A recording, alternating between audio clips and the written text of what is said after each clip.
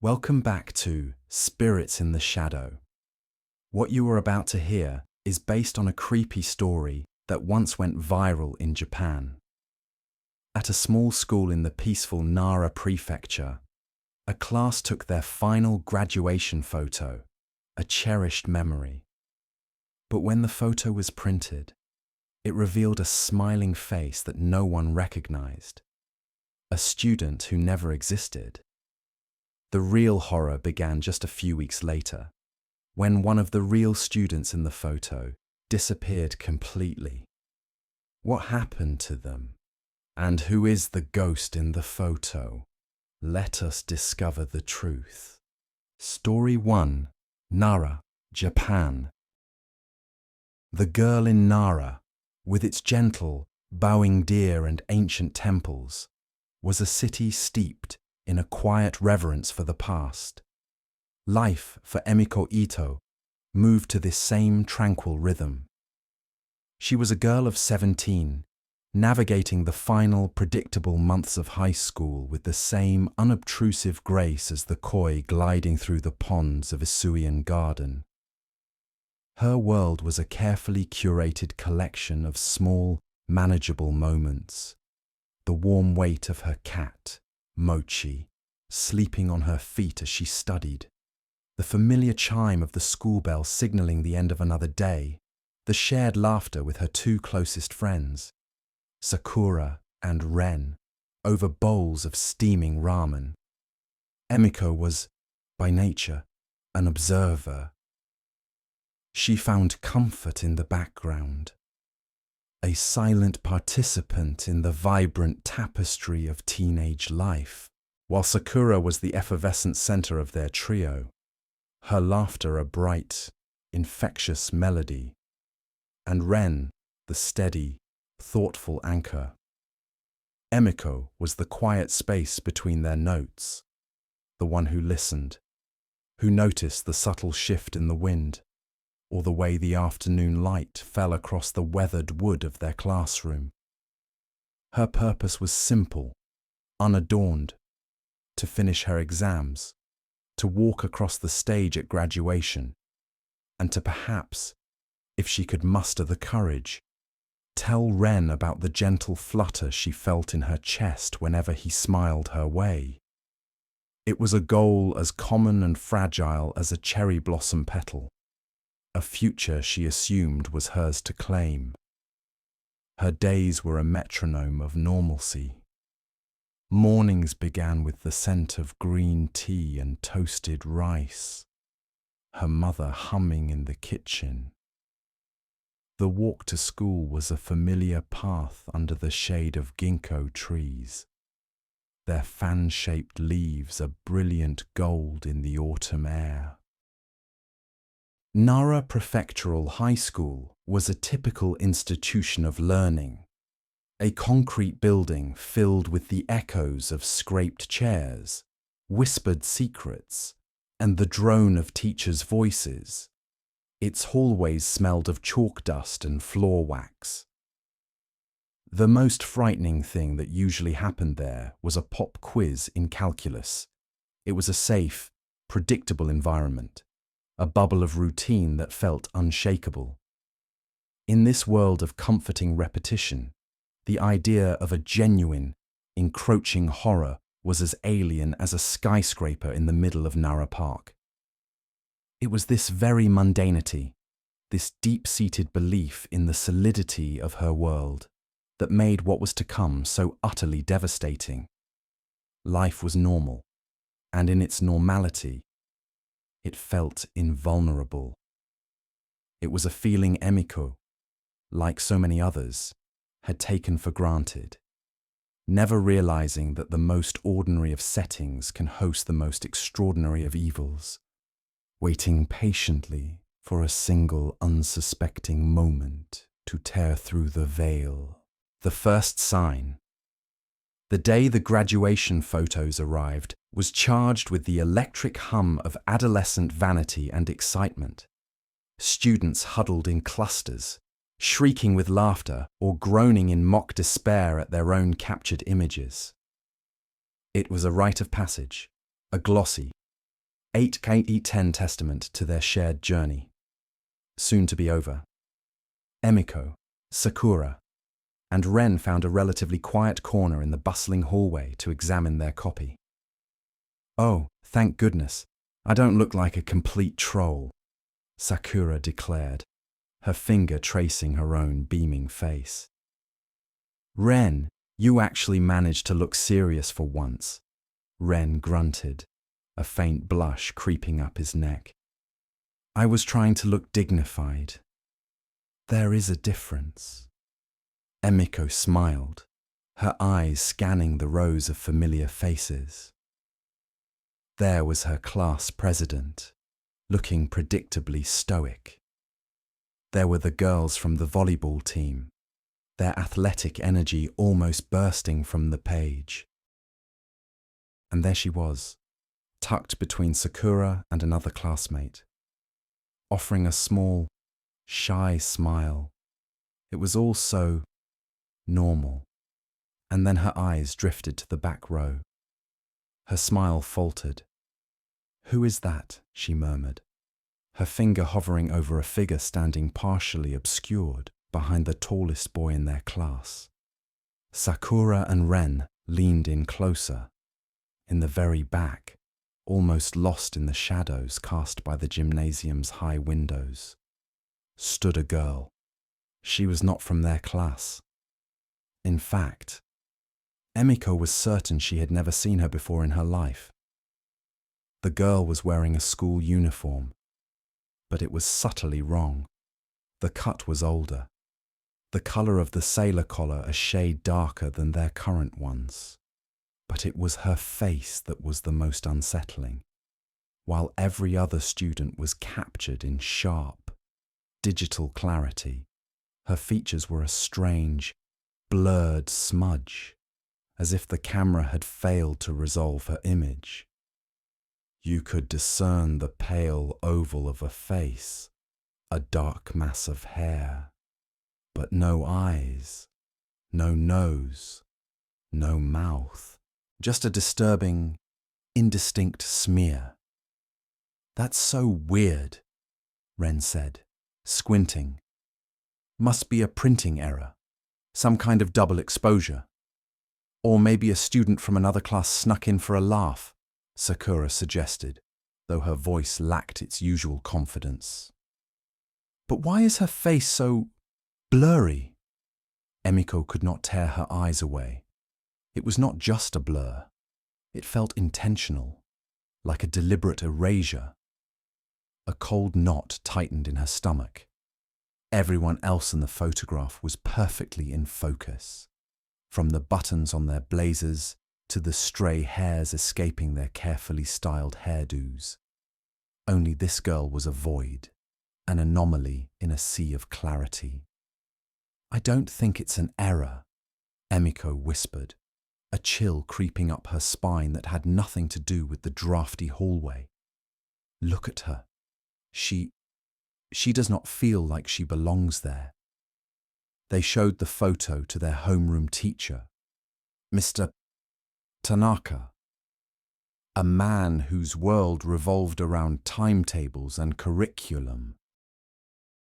He peered at it over his reading glasses, his brow furrowed. "How strange," he muttered, tapping the figure with his pen. "I don't recognize her.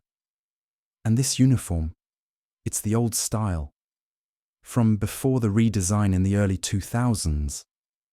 He shrugged, handing the photo back, his mind already moving on to the next task. As Renkun said, probably a glitch in the printing process. Don't worry about it. But Emiko could not dismiss it. Back in her room that evening, she placed the photograph on her desk.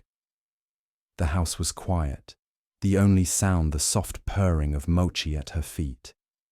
In the warm glow of her desk lamp, the image seemed even more sinister. The unknown girl in the back row felt like a dark secret embedded in the happy memory, a silent, faceless observer at their celebration. It was the first tear in the fabric of her ordinary life, a single, discordant note in a familiar symphony, and its wrongness resonated deep within her soul. The girl was a question mark, and Emiko felt, with a terrifying certainty, that she was not meant to find the answer. Escalation. In the days that followed, the photograph on Emiko's desk transformed from a mere curiosity into a source of ever-present dread. The change was subtle at first, so much so that Emiko thought she was imagining it, a product of an overactive imagination fueled by late-night study sessions. She would glance at the photo, and the blurred face of the unknown girl would seem different, less like a smudge, and more like a face slowly resolving out of a fog. One morning, she could have sworn she saw the faint outline of an eye socket. By evening, it seemed as if a hollow, dark shape was staring back at her. The whispers began soon after. They were faint, like the rustling of dry leaves on a distant street, always at the edge of her hearing. She would be doing her homework, the silence of her room thick around her, and a soft, sibilant sound would snake into her consciousness. It was never a clear word, just a breathy, mournful sigh that seemed to emanate from the direction of the photograph. When she would snap her head up, heart pounding, there was only silence. Mochi, her cat, would often stare intently at the corner where the desk stood, fur bristling, letting out a low, guttural growl at something Emiko could not see. The shadows in her peripheral vision started to play tricks on her. A flicker of movement in the hallway, a tall, slender shape darting past her open bedroom door. When she'd rush out to look, the corridor would be empty, bathed in the pale, indifferent light of the moon. The house, once her sanctuary, now felt compromised, its familiar corners holding unseen threats. Sleep offered little respite, filled with fractured dreams of a dark, empty gymnasium and the faint, melancholic sound of a single piano key being struck over and over again. She tried to talk to Sakura and Ren about it, but the words felt foolish and hysterical as they left her mouth. I think the face in the photo is changing, she told them one afternoon. Her voice barely a whisper. Sakura took the photo from her, holding it up to the light. Emiko-chan, it looks exactly the same, she said gently, her expression a mixture of concern and skepticism. It is just a blurry spot. You're studying too hard. You are exhausted. Ren took a longer look, his brow furrowed in concentration. Maybe the ink is settling differently as it dries, he offered, a logical but wholly inadequate explanation. Or it's a trick of the light. They did not see it. She was the only one. Their dismissal, though kind, isolated her further, trapping her in a bubble of silent fear. Was she going crazy? The true terror came a week after the photos were distributed.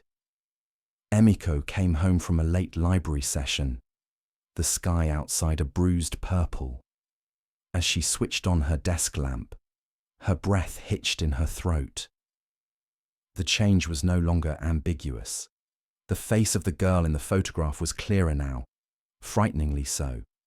She could now make out gaunt, hollow cheeks and a thin, pale line of a mouth. But the eyes were the worst. They were two dark, empty pits, devoid of any light or life, yet they seemed to bore directly into her, filled with a bottomless, ancient sorrow.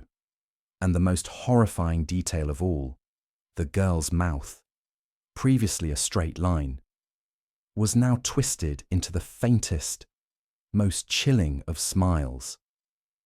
The photograph was not just a static image anymore.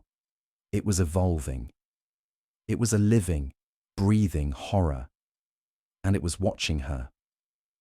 The girl was no longer just a figure in the background. She was becoming the focal point. And Emiko had the sickening feeling that she was being chosen as her sole audience.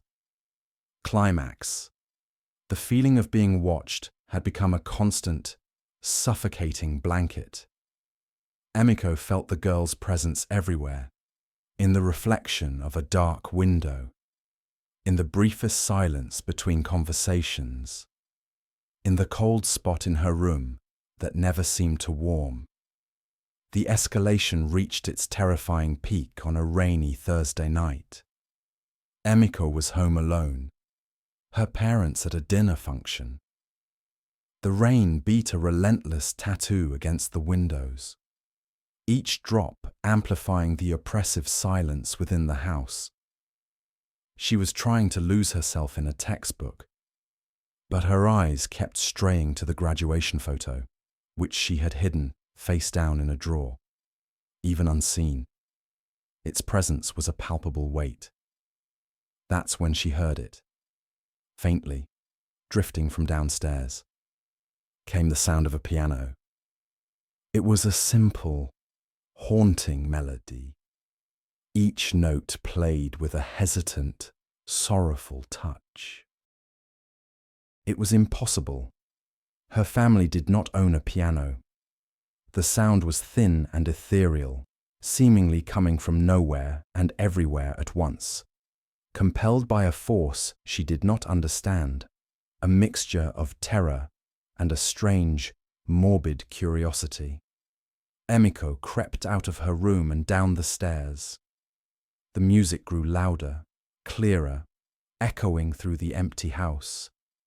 It seemed to be leading her, pulling her towards the old, unused music room at the back of the school, a place she hadn't thought of in years. But that was impossible. She was at home. The melody stopped abruptly. Silence descended once more, thicker and more menacing than before. Emiko stood frozen in her hallway, her heart hammering against her ribs. Then, a single, sharp, discordant clang of a piano key echoed through the house, so loud and close it sounded like it was right behind her. She whirled around, screaming, but there was nothing there. The next day at school, she was a wreck. She confided in Ren, her voice trembling, telling him about the phantom music. He did not dismiss her this time. He saw the genuine terror in her eyes. "There's an old upright piano in the original school hall," he said slowly. "It has not been used in years. And there's a CCTV camera in that hallway, for security. Let's go see Mr. Tanaka. If something happened there last night, it would have been recorded." Hope, fragile as it was, fluttered in Emiko's chest. Maybe there was a rational explanation. A prankster, a faulty speaker system, anything but the ghost in her photograph. They found Mr. Tanaka, who, after some persuasion, agreed to review the security footage from the previous night. The three of them, Emiko, Ren, and their teacher, stood in the small security office, watching the grainy, black and white monitor. The timestamp in the corner showed the footage from around 10 p.m. the night before. The long, empty hallway outside the old music hall was still and silent. Dust motes danced in the beam of a single security light. They watched for what felt like an eternity. Nothing. "See? Nothing to worry about," Mr. Tanaka said, already reaching to turn it off. Wait! Emiko breathed, her finger pointing at the screen. Look. A figure was emerging from the far end of the hall, walking slowly, deliberately, towards the camera. It was a girl in an old-style school uniform. Her movements were unnaturally smooth, almost like she was gliding. As she drew closer, her form became clearer. It was the girl from the photo. Her face was still a blur of shadow on the low-resolution screen, but there was no mistaking her. She stopped directly in front of the music room door, which slowly, impossibly, creaked open on its own. The girl glided inside. A few moments later, the faint, haunting melody Emiko had heard began to drift out. Emiko felt the blood drain from her face. Ren let out a strangled gasp. Mr. Tanaka stared, speechless. But the worst was yet to come.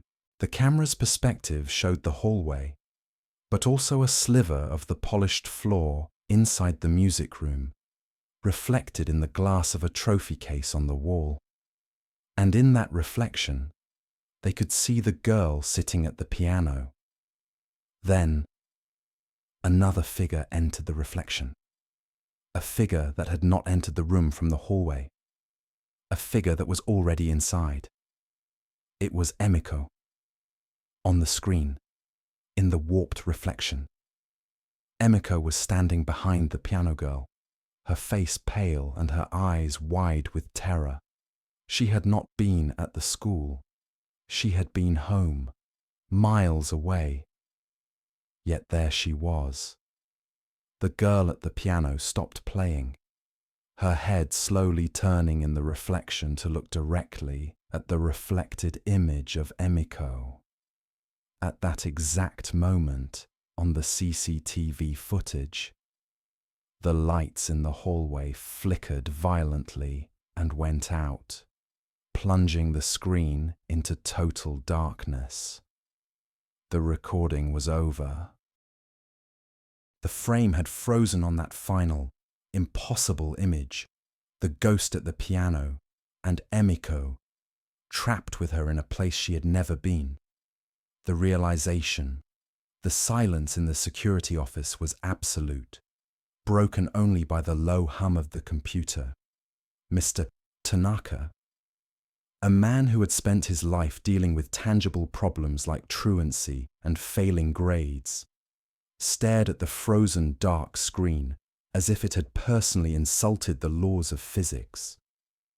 Ren had a hand clamped over his mouth, his face ashen. For Emiko, seeing herself on that screen was the final, terrifying confirmation. This was not in her head. This was real. Akari Yamada, Mr. Tanaka whispered, the name dropping into the silence like a stone. He pushed himself away from the desk and walked over to a dusty filing cabinet. His hands trembled as he pulled out a thick, leather-bound book, the school's alumni and records ledger from the 1990s. He flipped through the brittle, yellowed pages. "I remember now," he said. His voice strained. It was a tragedy. The whole school was in shock. He stopped on a page, his finger tracing a name. Here, Akari Yamada, class of 1998. He turned the book around for them to see. There was a small, black and white student photo next to the name. The face was young, with kind eyes and a gentle, unassuming smile. It was a face full of life, a stark contrast to the horrifying entity that now haunted the school's halls and Emiko's photograph, driven by a desperate need for answers. Ren and Emiko spent the rest of the afternoon in the school library's archives, poring over microfiche of old local newspapers from the spring of 1998. The story they pieced together was heartbreaking. Akari Yamada was a gifted pianist, shy and introverted, much like Emiko. She was scheduled to perform a solo piece at her graduation ceremony. On the day of the ceremony, just before she was meant to go on stage, a fire broke out in a storage room backstage of the old hall, the result of faulty wiring. The hall was evacuated, but in the chaos, no one noticed Akari was missing. She had been in a small practice room, calming her nerves, completely unaware of the danger. She died of smoke inhalation, her body discovered only after the fire was extinguished. The most chilling detail came from a small article on an inside page.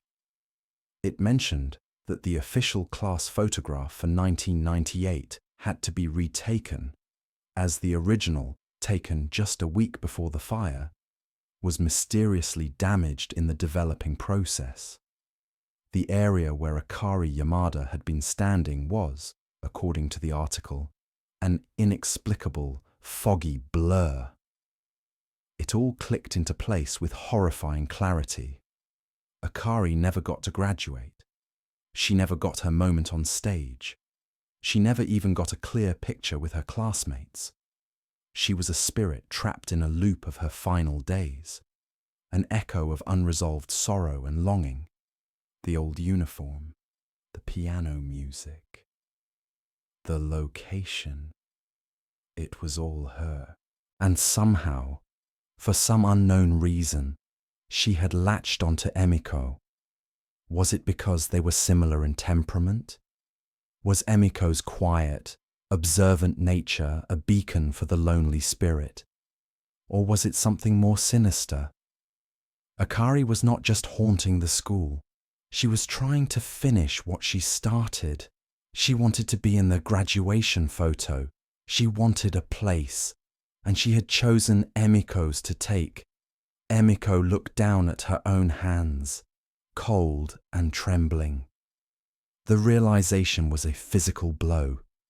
She was not just being haunted by a ghost, she was being replaced by one. Akari Yamada did not want to scare her. She wanted to be her. As they left the library, the late afternoon sun cast long, menacing shadows across the school grounds. Emiko felt a profound and terrifying sense of erasure, as if her own identity were sand slipping through her fingers. The girl in the photo now had a name, a story, and a purpose. And Emiko was her target.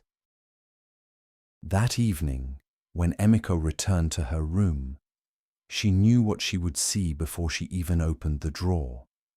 She pulled out the graduation photograph.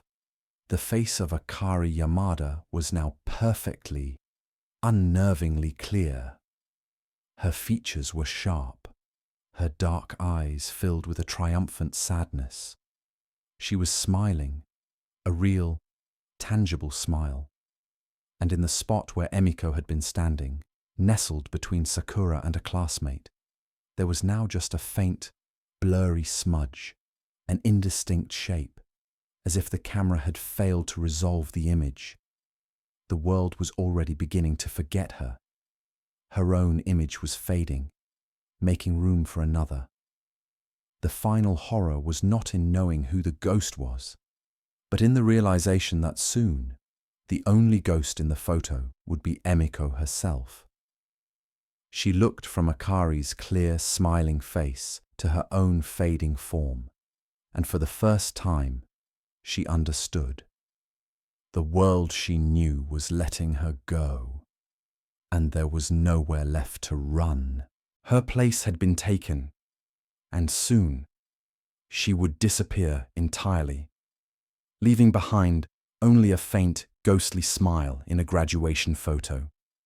In Japan, memory clings to a photograph, a frozen moment where a smile can live forever, where the past is a tangible thing you can hold in your hands. A ghost might be tethered to its image, a silent watcher in a silver gelatin world, but elsewhere. The soul clings to a name. A name is an incantation, a vibration that defines a person long after their body has surrendered to the earth. To speak a name is to summon a history, to acknowledge an existence. To forget a name is a quiet kind of death, but to forbid a name, that is to turn a soul into a secret, and a secret, left to fester in the dark, can become a monster. The next story comes from Malaysia, from the humid, rain-soaked corridors of a school older than the nation itself. It's a story where a classroom, designated only by a sterile number on a peeling door, room 223, became the home of someone no one dared to name. Mr. Farid bin Khalid believed in science. He believed in quantifiable data, in cause and effect, in the elegant, logical dance of physics and chemistry that governed the universe. At 26, fresh out of university, with a passion for pedagogy and a disdain for superstition, he saw his first teaching post at the Sekolah Menengah Kebangsaan Warisan as a noble challenge. The school was old, a sprawling colonial-era building with wings of modern concrete grafted onto its decaying grandeur. It smelled of chalk dust, damp wood, and the sweet, cloying scent of frangipani blossoms from the courtyard. He was assigned room 223 for his Form 4 chemistry class. The room was at the end of the oldest wing, a place where the floorboards groaned with the weight of generations, and the afternoon sun streamed through dusty Louvre windows, illuminating a galaxy of dancing dust motes. It was large, airy, and overlooked a part of the school field that had been reclaimed by overgrown lalang grass. It was perfect. The first sign was so small, so utterly insignificant, that to even call it a sign felt like a dramatic overstatement. It was his second week. He'd finished his lesson on covalent bonds and dismissed the students for recess. As he wiped the large blackboard clean, the wet cloth leaving dark, satisfying streaks, he noticed a small pattern in the chalk dust that had settled on the floor near the board. It was a swirl, almost like a letter, a capital D, written in a delicate, looping cursive. He stared at it for a moment. The shape was surprisingly distinct against the dark brown linoleum. It was as if someone had dipped their finger in the fine white powder and drawn it carefully. Farid snorted softly, shaking his head. A draft. Of course.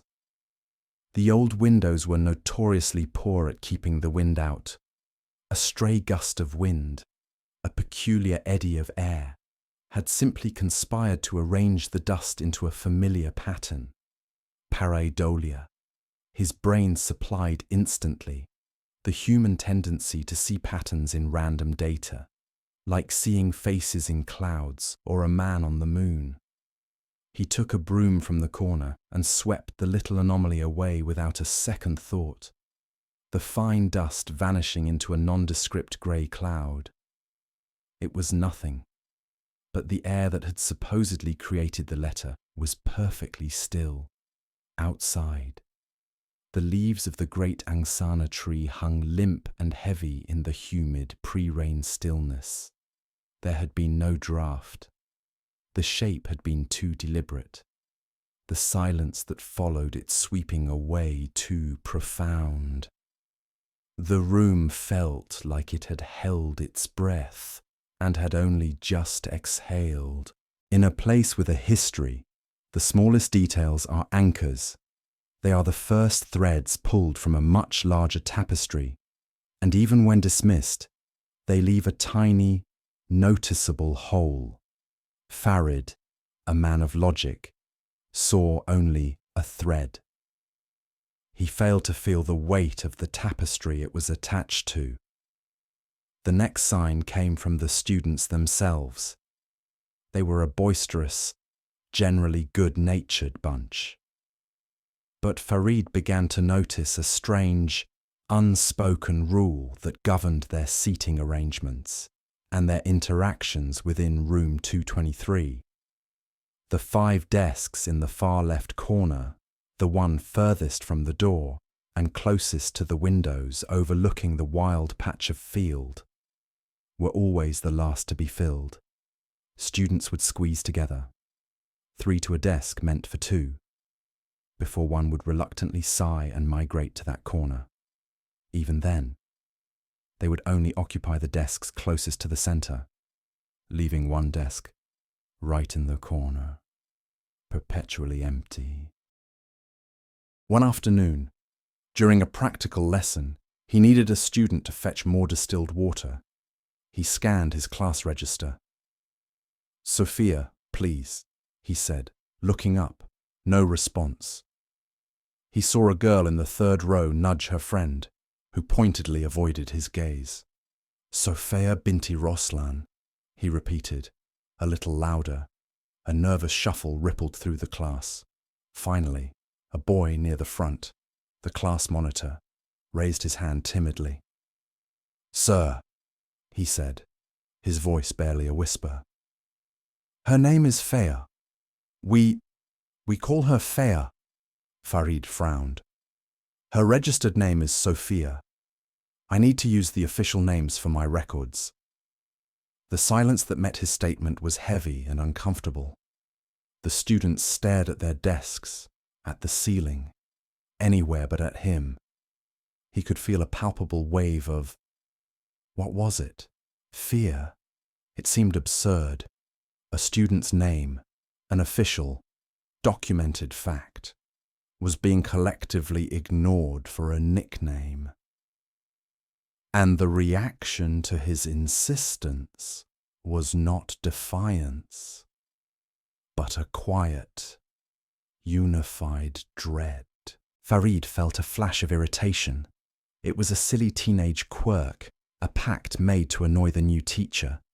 Perhaps this Sophia disliked her name and had convinced her friends to stage this little protest. "Fine," he said, forcing a smile. "Fea, please fetch the water." The girl, who was clearly Sophia, shot up as if jolted by electricity, a look of immense relief on her face, and scurried out of the room. Farid made a mental note to address this foolishness later. It was a discipline issue, a breakdown of classroom order, nothing more. Audience senses it's a warning. But it was not just about a name. It was about one specific name. The students were not just being difficult, they were terrified. They were observing a taboo he could not see, a rule written in an invisible ink of shared fear. The way they all exhaled when he relented, the way Fea fled the room, spoke of a danger far greater than a teacher's reprimand. A name is a key. It unlocks a presence. The students of room 223, through instinct or whispered legend, knew that some doors are meant to remain locked. They were protecting themselves and their new, oblivious teacher by refusing to turn the key. Weeks turned into a month. The monsoon season arrived, and the afternoons were a constant drum of heavy rain against the roof. Farid often stayed back late to mark papers, enjoying the cool air and the rhythmic sound. It was during one of these lonely evenings in room 223 that the 3rd sign appeared. The rain had softened to a drizzle, and the only sounds were his pen scratching on paper and the distant hum of the janitor's floor polisher in the main hall. He paused, stretching his back, and listened to the quiet. And then he heard it. A single, distinct tap. It sounded like a fingernail tapping on a wooden desk. Tap. It came from the empty corner of the room. The sound was sharp, clear, and utterly out of place in the empty classroom. It was followed by a silence that felt deeper than the one before it. Farid's head snapped up, his eyes scanning the shadowed corner. Nothing. Just the 5 empty desks, gleaming faintly in the security light from the corridor. He shook his head. The building was old, and the wood contracted as it cooled after a hot day. That's what old buildings did. They creaked, they groaned, they tapped. It was basic physics, the thermal expansion and contraction of materials. He was a science teacher, for heaven's sake. He refused to be spooked by a noisy floorboard. He deliberately turned his attention back to his papers, his pen strokes becoming firmer, more aggressive. The sound was not a creak. A creak is a drawn-out, groaning noise. This had been a deliberate, intentional sound. It was a sound that asked for attention. It was the sound of a student trying to get the teacher's notice, a polite but firm gesture in a room where no student was present. It was a request to be acknowledged.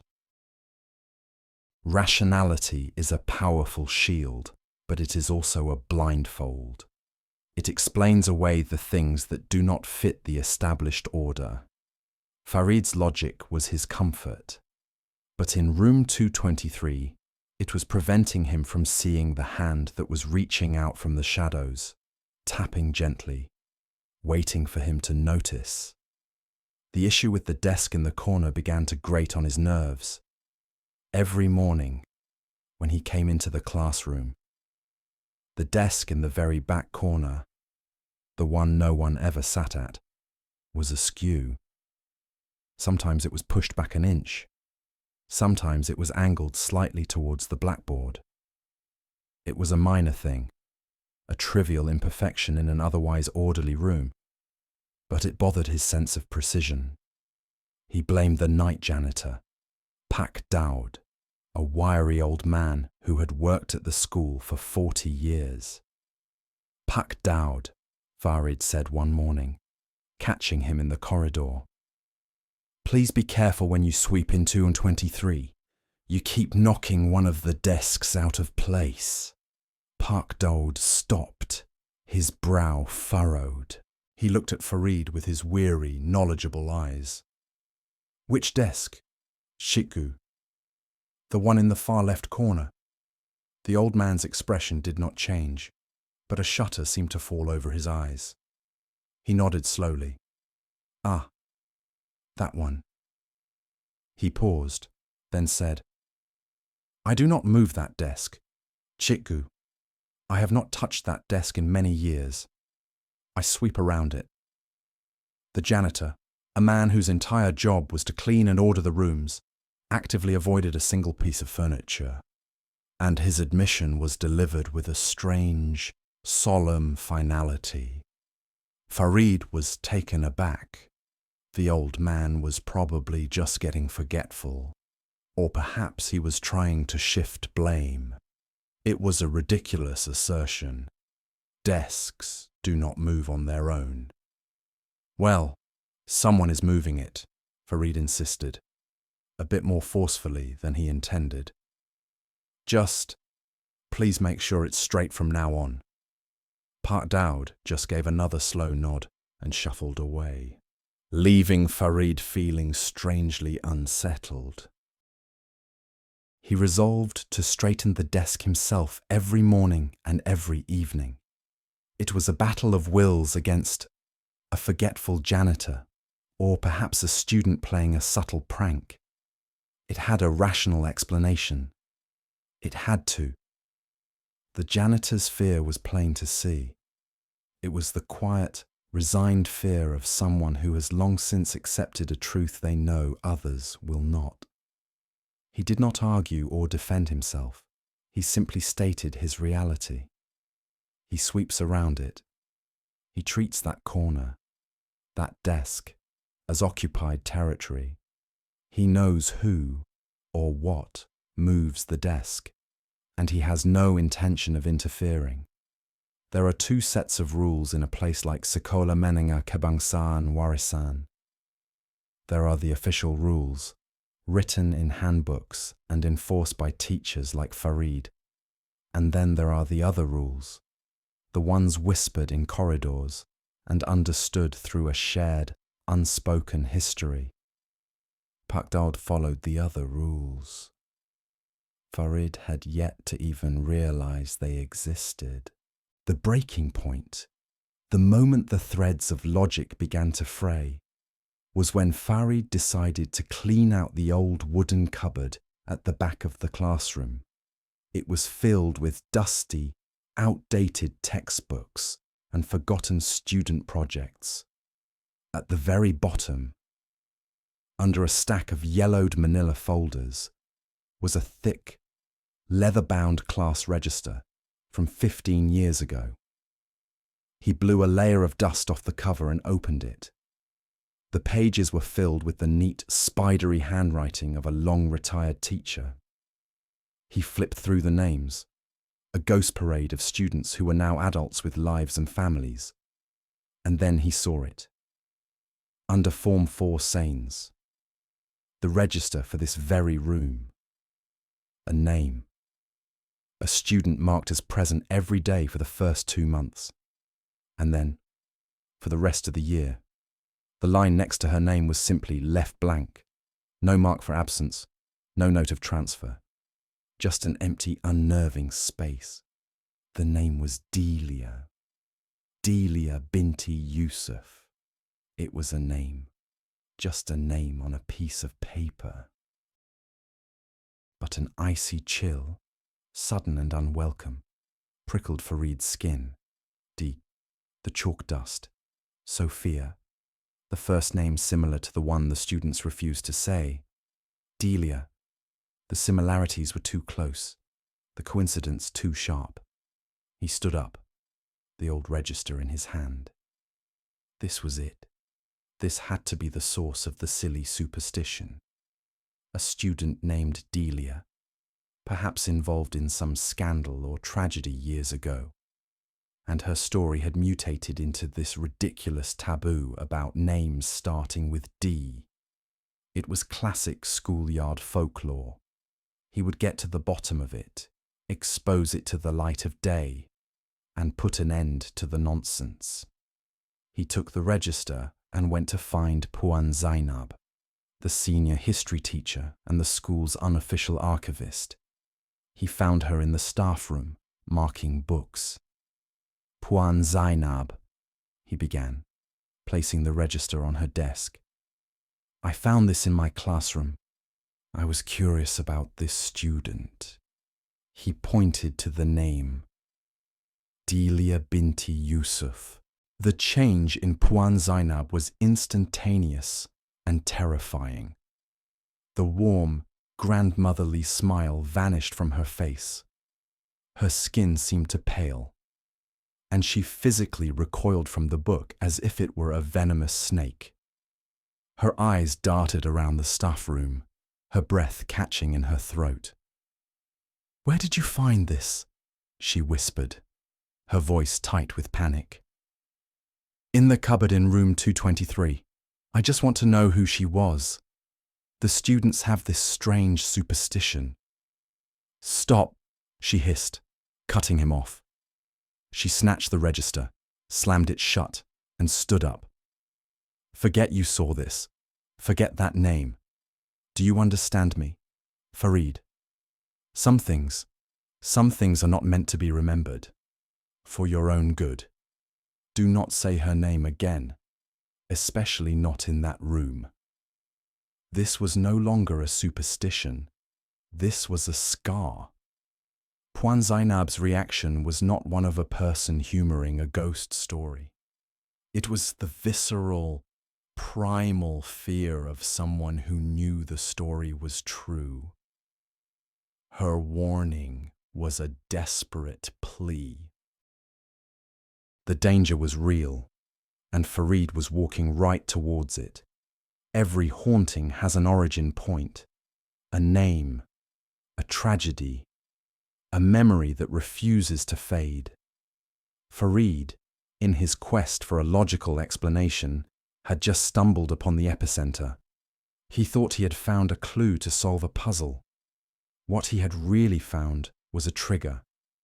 Puan Zainab knew that some triggers, once pulled, could not be unpulled. That night, Farid could not sleep. Puan Zainab's fear had unsettled him more than any ghostly tap or misplaced desk. Logic warred with a creeping, primal dread in his mind. He told himself she was being overly dramatic, a product of an older, more superstitious generation. He was a man of science. He would not be intimidated by folklore. Driven by a mix of frustration and a deep-seated need to prove his worldview right, he did something incredibly foolish. He drove back to the deserted school, the keys feeling heavy and cold in his hand. He walked the silent, echoing corridors to the old wing, his footsteps unnaturally loud. He unlocked the door to room 223. The room was bathed in the pale moonlight filtering through the windows. It was silent, still, and for a moment he felt his resolve waver. It felt expectant. He took a deep breath, the air thick and heavy. "This is ridiculous," he said aloud, his voice sounding thin. He stood in the center of the room, facing the empty corner. He was going to end this. He was going to drag the monster out of the closet and see that it was just a pile of old coats. "Is anyone here?" he called out, a mockingly brave tone in his voice. Silence. "I know the story," he went on, feeling his heart hammer against his ribs. "I know your name." He hesitated. Every instinct, every cell in his body screamed at him to stop, to leave, to lock the door and never look back. Puan Zainab's terrified face flashed in his mind. He ignored it. He said the name. Softly at first, a hesitant whisper into the oppressive silence. "Delia." Nothing happened. A wave of relief, so powerful it almost made him dizzy, washed over him. He felt a triumphant, almost hysterical laugh bubble up inside him. See? It was nothing. Just a story. A name. Just a word. To prove it to himself. To the room. To the ghost that was not there. He said it again, louder this time, his voice ringing with forced confidence. "Delia, is that what you want? To be remembered?" He has broken the one, unspoken, absolute rule. He has turned the key. He has spoken the incantation. And now, the door is open. For 15 years, a fragile peace had been maintained in room 223. A peace built on avoidance, on silence, on the collective forgetting of a name. It was a truce between the living and the remembered. Now, a man of science, in his arrogant quest for truth, had just declared war. And in that room, he was about to discover that his logic and his science were hopelessly, terrifyingly outmatched. The moment the name left his lips for the second time, the temperature in the room plummeted, a cold so intense it felt like a physical blow slammed into him, stealing his breath. Every louvre window in the room, all 16 of them, slammed shut at once with a deafening series of cracks, like gunshots in the night. Farid cried out, stumbling back. His eyes were fixed on the blackboard at the front of the room. In the faint moonlight, a piece of chalk, which had been sitting peacefully in the tray, lifted into the air. It hovered for a second before flying at the board with impossible speed. with violent, screeching sounds that scraped at his sanity. It began to write. It did not form a single letter this time. It scrawled one word, over and over, gouging the slate, the letters overlapping in a mad, desperate scream of white. Delia, Delia, Delia, Delia, Delia. Farid stood frozen, a scream trapped in his throat, the last of his rationalizations, his comfortable scientific explanations, shattered into a million pieces. The chalk dust fell. The desk in the corner scraped loudly against the floor, moving a full foot towards him. And from that corner, in the thick, icy silence, he heard a girl's voice whisper, a sound that was both grateful and filled with an ancient, bottomless rage. Story 2. Malaysia. Room 223. Say my name. The air in Sungai Petani hangs thick and heavy, a humid blanket woven from the scents of frangipani, diesel fumes, and the slow, earthy decay of the monsoon season. For Layla, a new transfer student, this oppressive atmosphere was most concentrated within the walls of her new school, a sprawling concrete structure whose bright paint did little to conceal the weary sag of its years. Her designated form class was Room 223, a classroom like any other at first glance. Rows of scarred wooden desks, a large green chalkboard, and tall, louvered windows that looked out onto a courtyard of struggling grass. Yet, there was a stillness in Room 223 that felt unnatural. It was a silence that swallowed sound. A pocket of cool air that persisted even when the ceiling fans spun at their highest. Ineffective speed, merely churning the heat. The other students, a boisterous and welcoming group, seemed oblivious. They chattered and laughed, their voices sharp and clear in the hallway, only to become subtly muted the moment they crossed the threshold. Layla, being new and naturally observant, felt it first as a vague sense of unease, the kind of primal intuition that makes the hairs on your arms stand up for no discernible reason. She mentioned it once to her desk mate, Sophia, a cheerful girl with a quick smile. "Doesn't this room feel strange to you?" Layla had whispered, her eyes scanning the water-stained ceiling. Sophia had just shrugged, tucking a loose strand of her tudung behind her ear. "It is old, that's all. All the classroom in this wing are full of termites and history." But her smile did not quite reach her eyes. A flicker of something unsaid before she turned back to her textbook. The rumors came later, in hushed tones in the canteen, and during breaks beneath the shade of the great banyan tree. They were fragmented, inconsistent stories about Room 223. Some said they heard a girl crying late at night if they passed by the school grounds.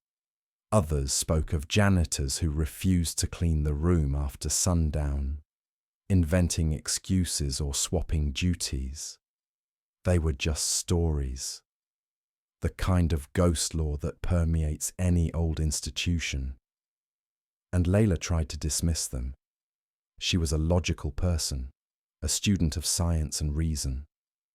There were explanations for everything: drafts, old pipes, the overactive imaginations of teenagers. But the feeling of being watched, a persistent and unnerving pressure at the back of her neck, refused to be rationalized away. The room felt occupied, even when it was empty. It felt like she was an intruder in someone else's space, a space that held its breath whenever she entered and exhaled a long, sorrowful sigh the moment she left. The true strangeness began not with a bang, but with a whisper of chalk. One afternoon, Layla stayed behind to finish an art project. The sun bled a final molten orange across the sky, and the school fell into its evening quiet. As she gathered her charcoal pencils, her gaze fell upon her desk.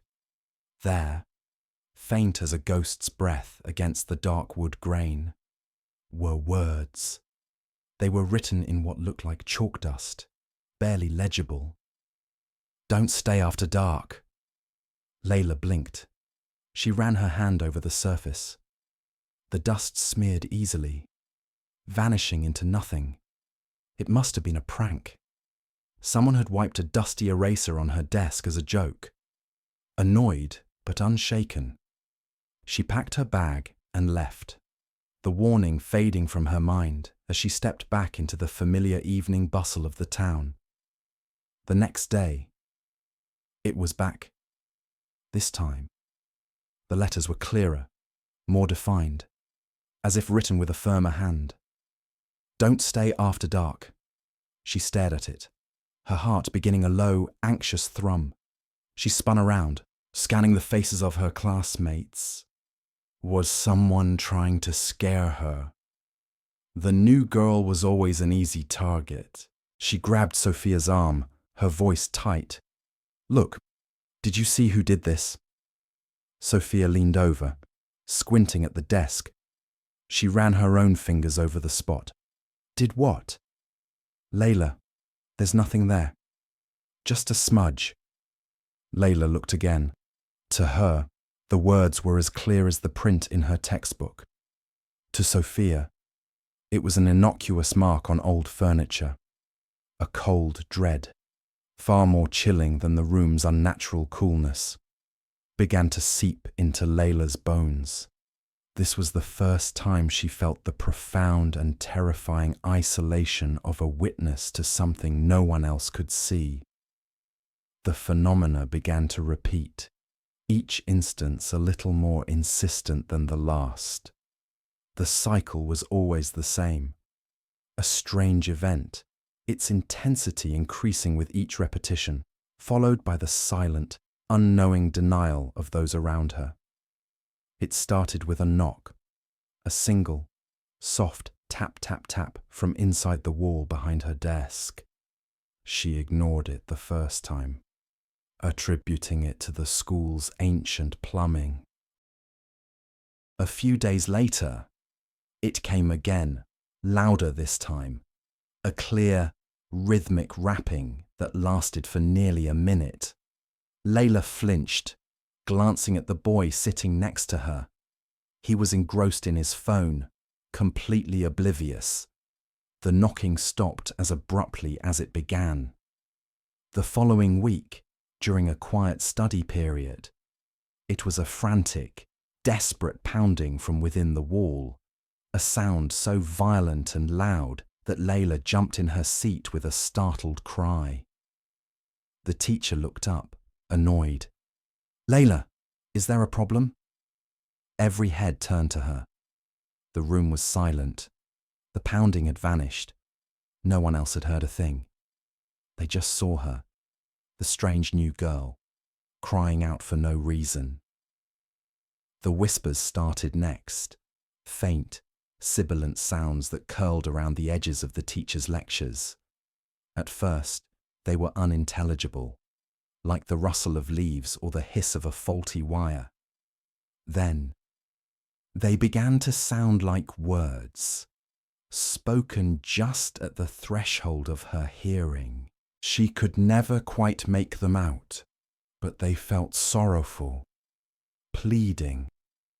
When she'd ask her classmates if they heard it, they would just shake their heads, their expressions a mixture of confusion and growing concern for her. Her reality was fracturing, splitting away from the shared experience of her peers, the repeating events, the escalating intensity, and the wall of disbelief from everyone around her were building a cage of fear and solitude, and Layla was trapped inside. The haunting was no longer passive. It felt personal, targeted. The cold spots in the room now seemed to follow her, settling over her shoulders like an icy shore. Objects on her desk would move by infinitesimal degrees when she was not looking. A pen angled slightly differently. A book shifted a centimeter to the left. Each was a tiny, maddening testament to a presence only she could perceive. Sleep offered little escape. Her dreams were filled with images of a dark, empty classroom and the overwhelming sensation of being bullied, of being cornered and mocked by faceless figures whose laughter echoed long after she awoke in a cold sweat. Layla knew she was not going crazy. What she was experiencing was real, and it was tied to room 223. Logic had failed her. It was time to embrace the history Sophia had so casually mentioned. Her investigation began in the school's library, a stuffy, sun-baked room managed by a stern librarian who guarded the archives like a dragon. After several rebuffed attempts to access old school records, for a history project, she had lied unconvincingly. Layla resorted to sneaking in during the librarian's lunch break. The archive was a small, windowless storeroom reeking of mildew and decaying paper. Dust motes danced like fairies in the single beam of light from her phone. She pulled out old, leather-bound yearbooks, their pages brittle and yellowed. 1990, 1985, 1980.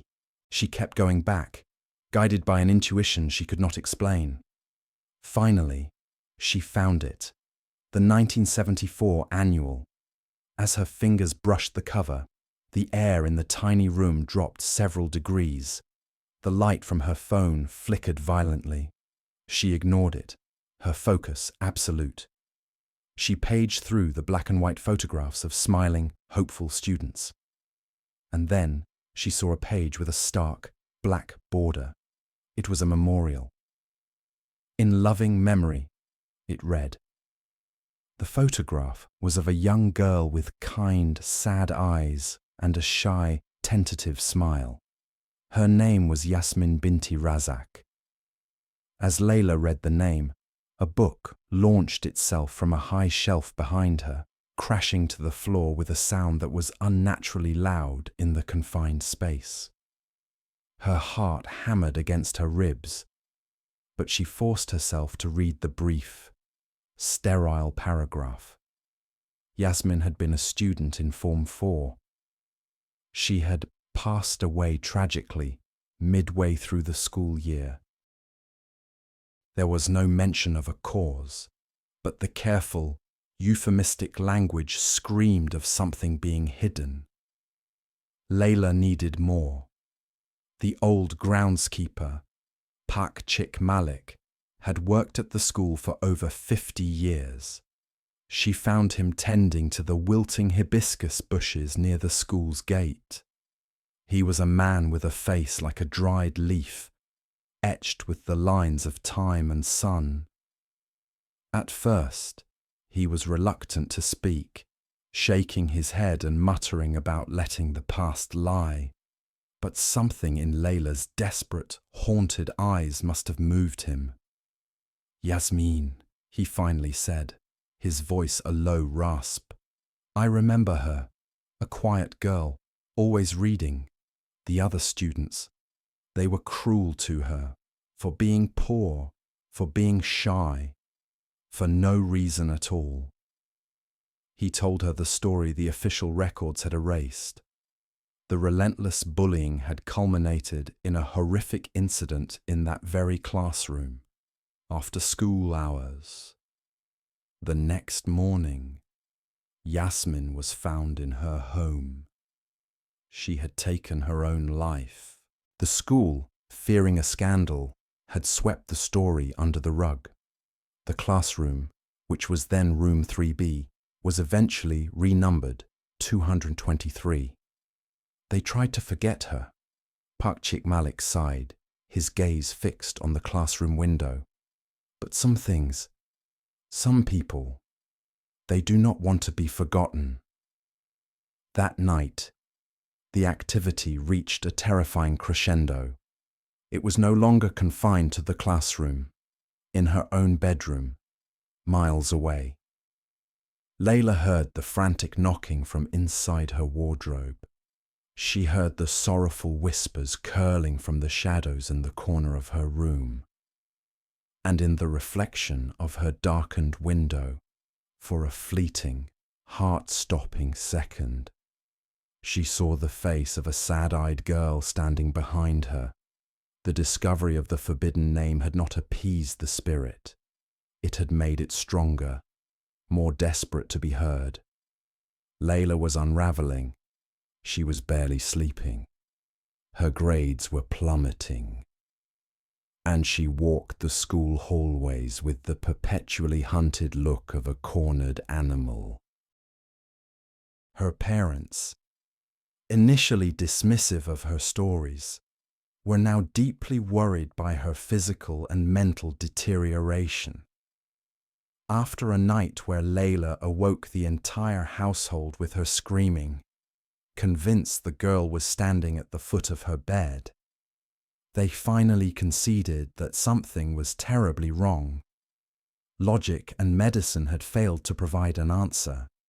With heavy hearts and profound skepticism, they turned to the oldest form of intervention they knew. They called a bomo. He was a small, wiry man named Tuan Fauzi, with eyes that seemed to see more than the physical world. He arrived at the school on a Saturday, carrying a simple woven bag.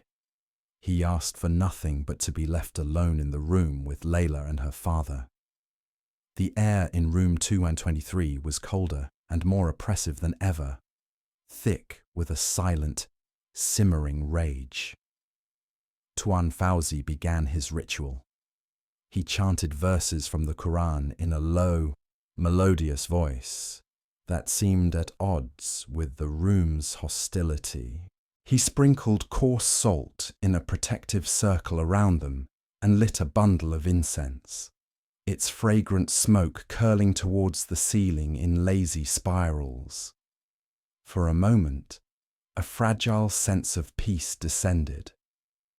The air felt lighter, the oppressive weight on Layla's chest easing for the first time in weeks. Hope, brilliant and fragile, bloomed within her. It was a false dawn.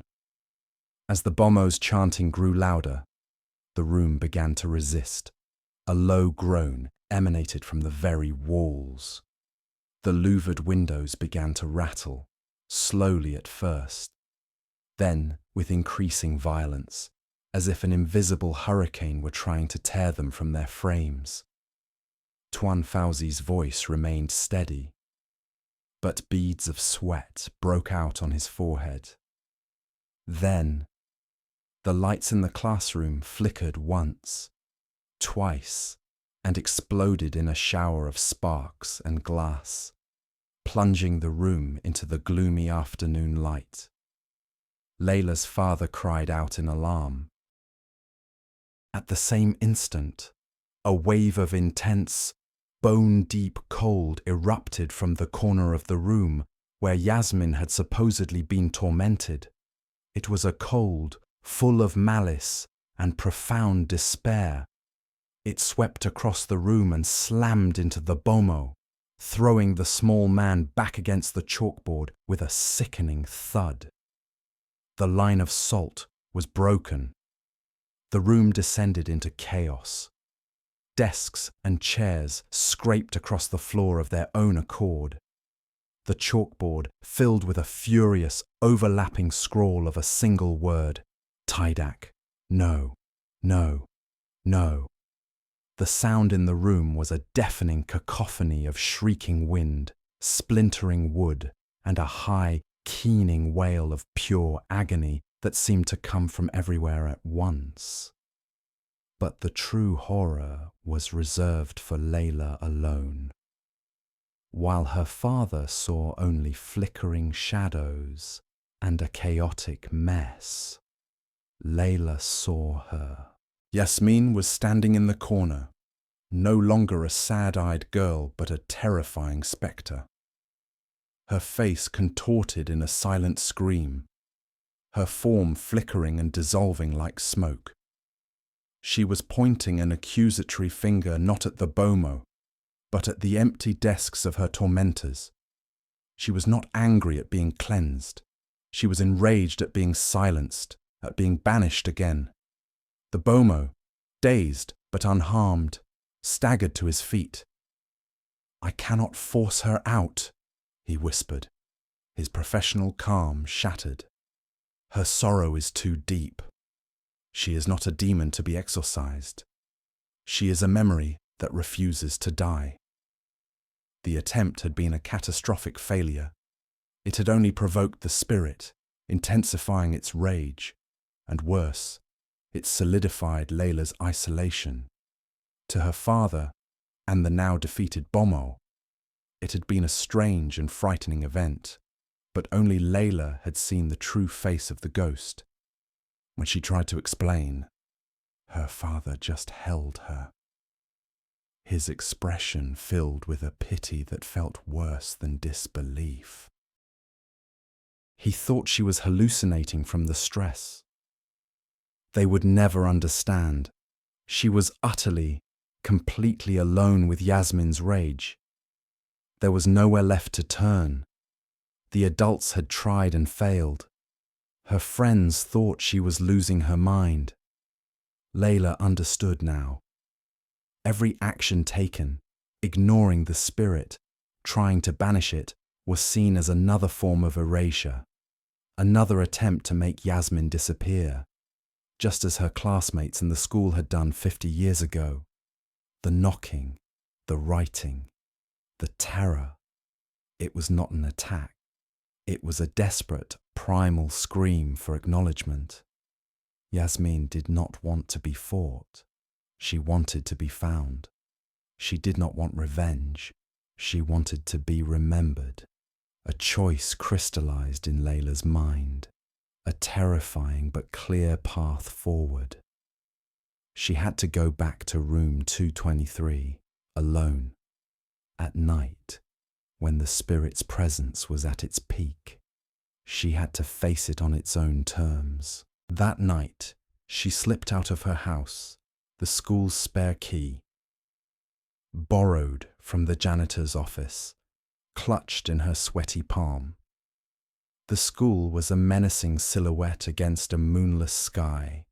Every creak of the gate, every rustle of the wind in the banyan tree sent a jolt of adrenaline through her. The long, dark corridors seemed to stretch into infinity, the silence so profound it buzzed in her ears. When she reached the door to room 223, an almost physical wall of cold pressed against it from the inside. Turning the key in the lock felt like breaking a sacred seal. The door swung open into a darkness that was absolute and suffocating. As she stepped inside, the door slammed shut behind her, the lock clicking with a deafening finality. Immediately, the haunting began, a final, desperate assault. The air crackled with energy. Whispers swirled around her, no longer sorrowful but angry, accusatory. 100 overlapping voices hissing her name.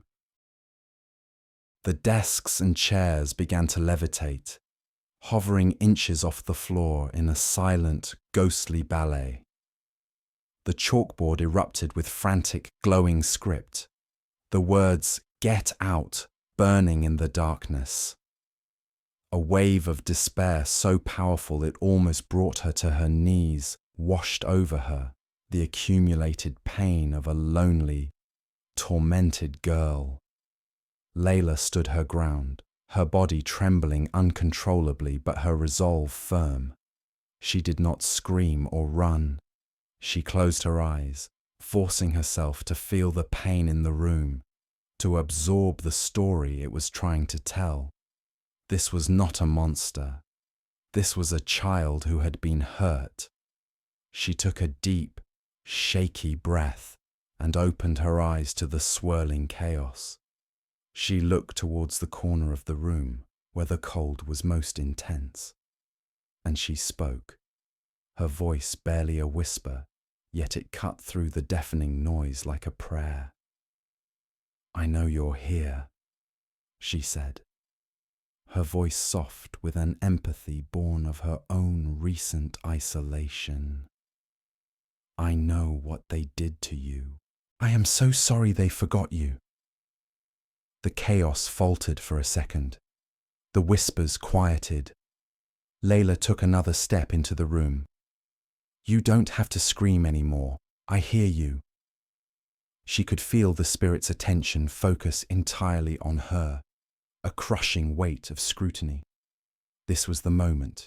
She had to give back what was stolen, not her life, but her name. "Yasmin," Layla said, clearly and gently into the suffocating silence. "Your name is Yasmin." For a heartbeat, nothing happened. Then, the room exploded, not with noise, but with a silent concussive release of energy. A brilliant, blinding white light filled the space, and a gale-force wind tore through the room, whipping Layla's hair and clothes. It was not a violent wind, but a cathartic one, a half-century of pent-up sorrow and anger being released in a single final exhalation. It rushed past her and was gone. And then, silence. A true, peaceful silence. The desks and chairs settled gently to the floor. The glowing words on the chalkboard faded into blackness. The oppressive, soul-crushing cold vanished, replaced by the familiar, humid warmth of a Malaysian night. The room was just a room again. Layla stood in the quiet darkness, tears streaming down her face, tears of fear, of relief, of a shared sorrow. As the first rays of dawn began to filter through the windows, she heard it, faint, ethereal, and sweet. It was the sound of a young girl, humming a half-remembered children's song from long ago. Yasmin had not been banished. She had been heard. She had been remembered. And now, she could finally rest. There are memories that live in a name, ghosts that are tethered to the sound of their own forgotten syllables. You give them voice, and they can find a measure of peace or a moment of release. Their tragedies are personal, their rage contained within the vessel of an identity. For years, I had chased these spirits, the ones who answered to a call, who lingered in the echoes of a life once lived. I learned their stories, their pains, their reasons. I believed, with the foolish arrogance of the living, that I had begun to understand the shape of the world beyond the veil. I thought every haunting was a story waiting to be told, every ghost a soul waiting to be named. I was wrong. There is another kind of memory, one that has no name, because it was never a person. It is a memory that lives in the soil, in the marrow of the rock, in the rings of a 1,000-year-old tree. It is the land's memory. It does not want to be heard. It does not want to be known. It asks for nothing but to be left undisturbed. It does not haunt a place. It is the place, and its waking is not a story. It is an apocalypse. One soul needs to be named. Another soul just needs you to not touch their land. The final story happened in Kelantan, where a felled tree awoke a collective nightmare. Kelantan. The name itself feels ancient on the tongue, a place where the veil between worlds is not so much thin as it is frayed, worn through by the friction of centuries. The jungle there is not merely a collection of trees, it is a single, breathing organism. It watches with 1 billion green eyes, inhales the monsoon rains, and exhales a mist thick with secrets. Modernity laps at its shores, concrete and steel pushing against the primal green, but it never truly conquers. The jungle merely waits. It remembers everything. I was there to consult on a new resort development project, a ludicrously ambitious plan to carve a slice of luxury from the heart of the wilderness. My official role was cultural liaison, a polite term for the man they brought in to placate the locals, to navigate the superstitions they saw as obstacles to progress. The developers, a slick consortium from Kuala Lumpur, saw the jungle as a commodity. They saw board feet, acreage, and a stunning backdrop for infinity pools. They did not see the watcher in the woods, the heart of the dispute, the epicenter of all the local warnings and hushed fears, was a single tree, a Meranti, the locals called it. But it was unlike any Meranti I had ever seen. It was a titan, a colossus of timber, whose crown broke the canopy and seemed to scrape the underbelly of the clouds. Its bark was a gnarled, grey map of time, its roots thick as pythons, buckling the earth in a 50-metre radius. They said it was the Ibu Pokok, the mother tree, the nail that pinned the fabric of the valley to the world, preventing the spirits from spilling out. The project manager, a man named Mr. Lim, whose smile never reached his eyes, saw it as an obstruction. It stood precisely where the grand lobby was designed to be. "It's a magnificent specimen," he'd conceded, tapping his architectural plans. "We will use the wood, a feature wall. The guests will love the authenticity." I tried to explain. I sat with the village elders, drank their bitter tea, and listened. They did not speak of a ghost, not in the way I understood it. They spoke of a penungu, a guardian, not a spirit that lived in the tree, but the spirit that was the tree. It did not have a name. It had a territory. They spoke of a balance, a covenant of silence and respect. "Do not touch it," they said. "Don't even point at it after dark." They told me of the last time a branch had been cut, 100 years ago, to build a new house for a headman. A plague of insects had followed, devouring every crop. The headman's family was dead within a month, their bodies found swollen and black, as if bitten 1,000 times over. I relayed all of this to Mr. Lim. He listened with strained patience, then offered to double the compensation payment to the village. "Progress has a price, my friend," he said, clapping me on the shoulder. "We can't let folklore stand in the way of a multi-million-dollar investment." They brought in a special team from outside, men who had no ties to the valley, who did not hear the whispers in the rustling leaves. The morning they began, a profound and unnatural silence fell over the jungle. The cicadas ceased their thrumming. The birds stopped their calls. It was as if the entire forest was holding its breath. I stood with the villagers at the edge of the clearing, a helpless observer. The foreman gave the signal. The first chainsaw roared to life, a vulgar scream that tore through the sacred quiet. As its teeth bit into the ancient bark, a tremor ran through the ground, a low, resonant shudder that I felt in the bones of my feet. The villagers behind me began to chant, a low, mournful prayer that was quickly drowned out by the mechanical snarl of more saws. Sap, dark and thick as blood, wept from the wound in the tree's side. It did not drip. It poured, pooling on the ground in a black viscous puddle that seemed to absorb the light. The air grew heavy, thick with the scent of ozone and damp, disturbed earth, a smell like an open grave. It took them 2 days. 2 days of relentless grinding assault. The groans of the dying giant were horrifying, each crack of its fibres sounding like a breaking bone. On the second afternoon, as the final cut was made, a sound ripped through the valley. It was not the crash of timber.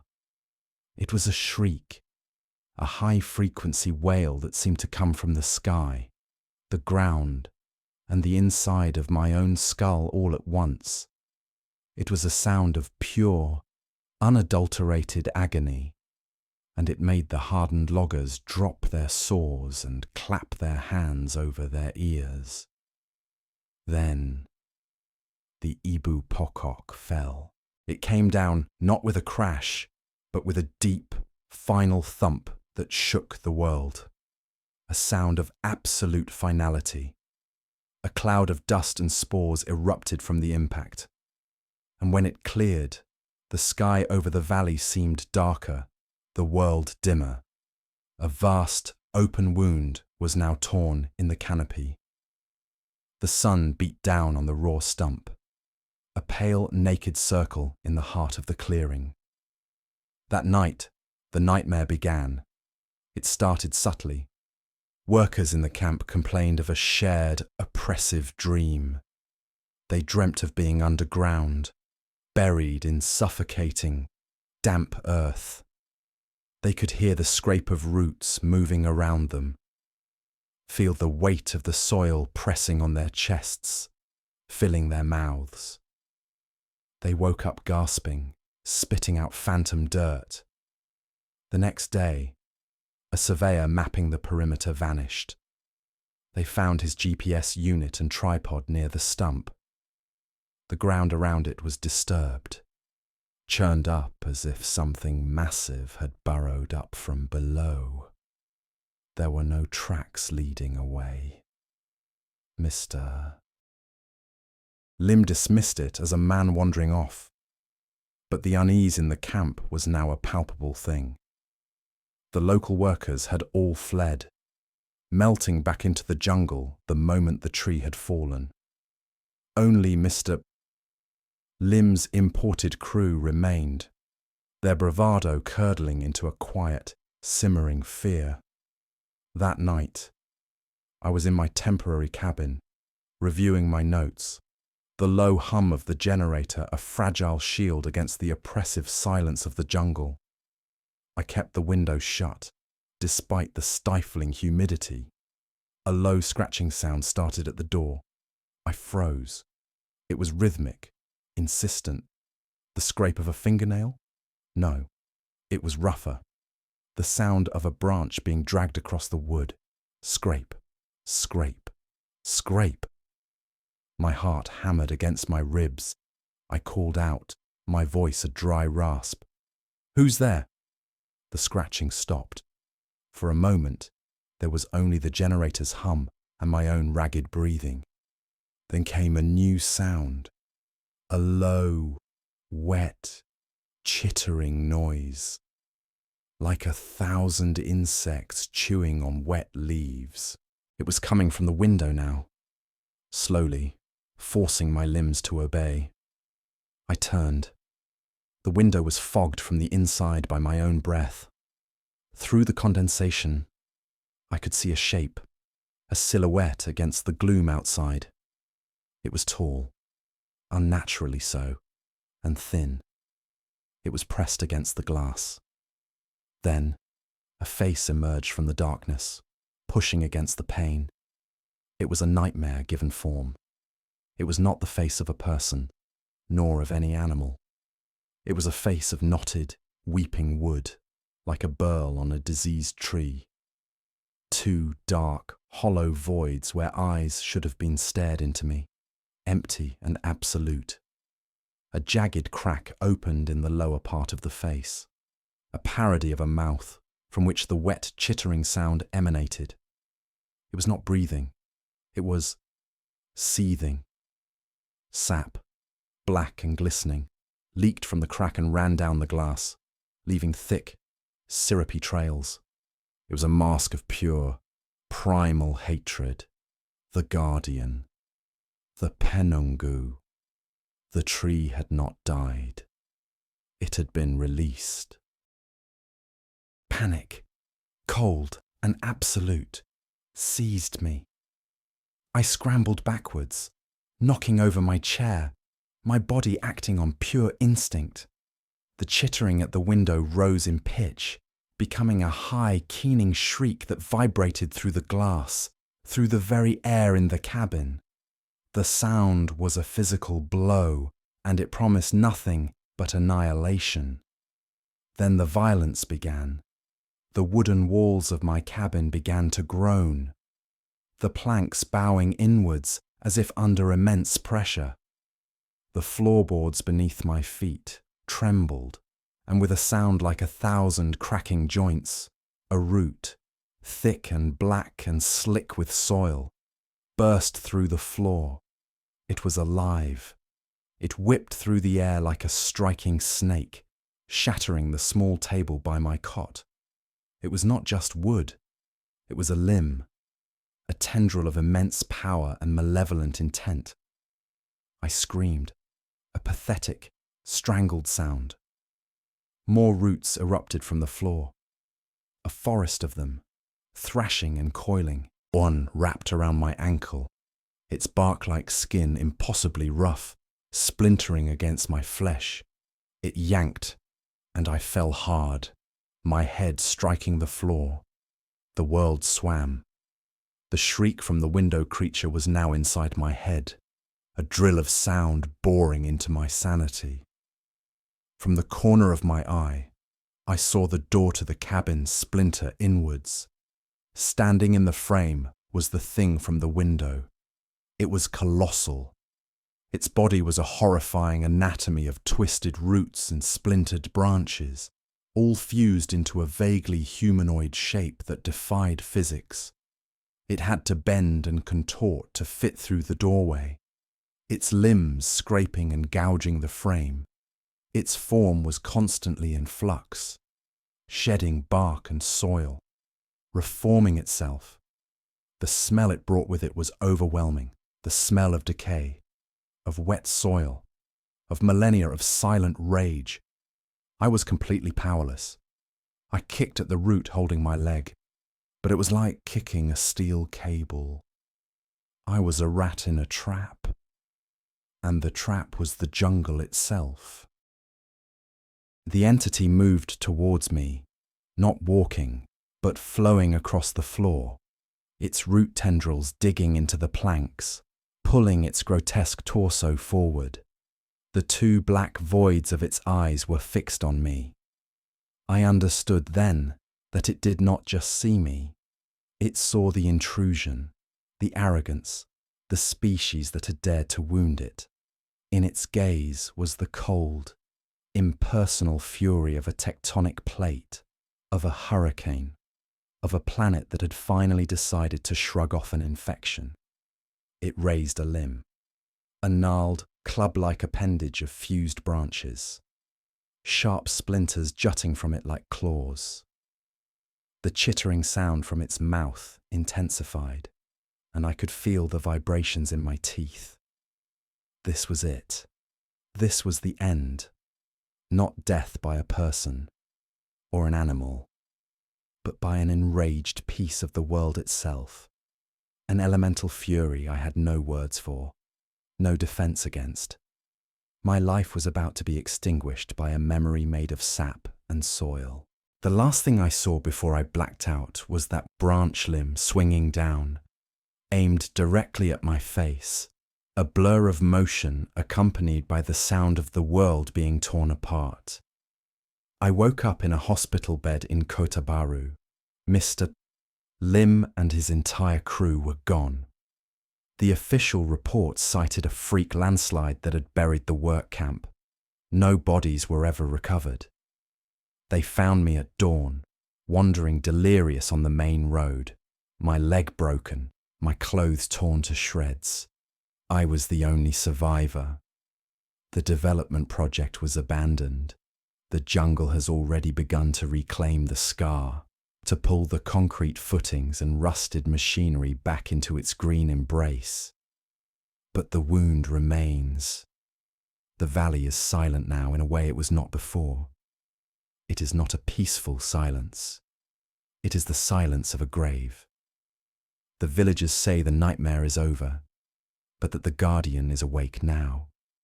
It watches from the place where its heart was torn out. It waits. It remembers. Some spirits want their names spoken. They want their story told. But some things, the old, deep things of the earth, they demand only one thing, to be left alone. We broke the covenant. We touched their land. And in Kelantan, the land screamed back.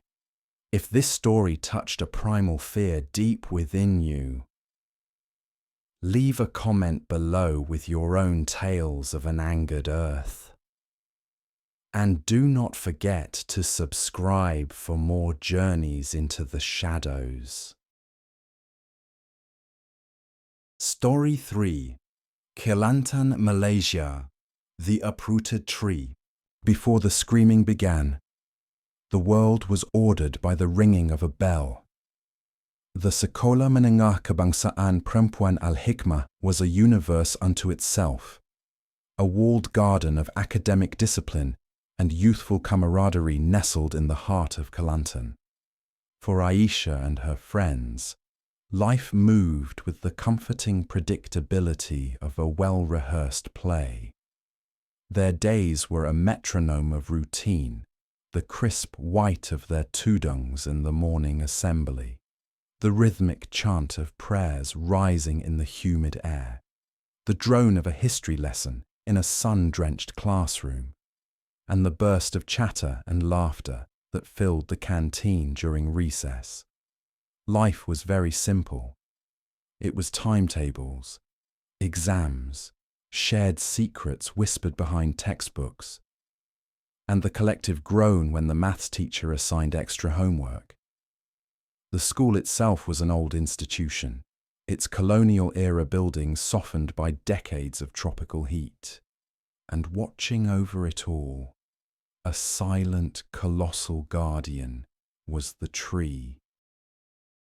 It stood behind the science labs, a magnificent, ancient banyan whose sprawling branches were a landmark, a point of navigation.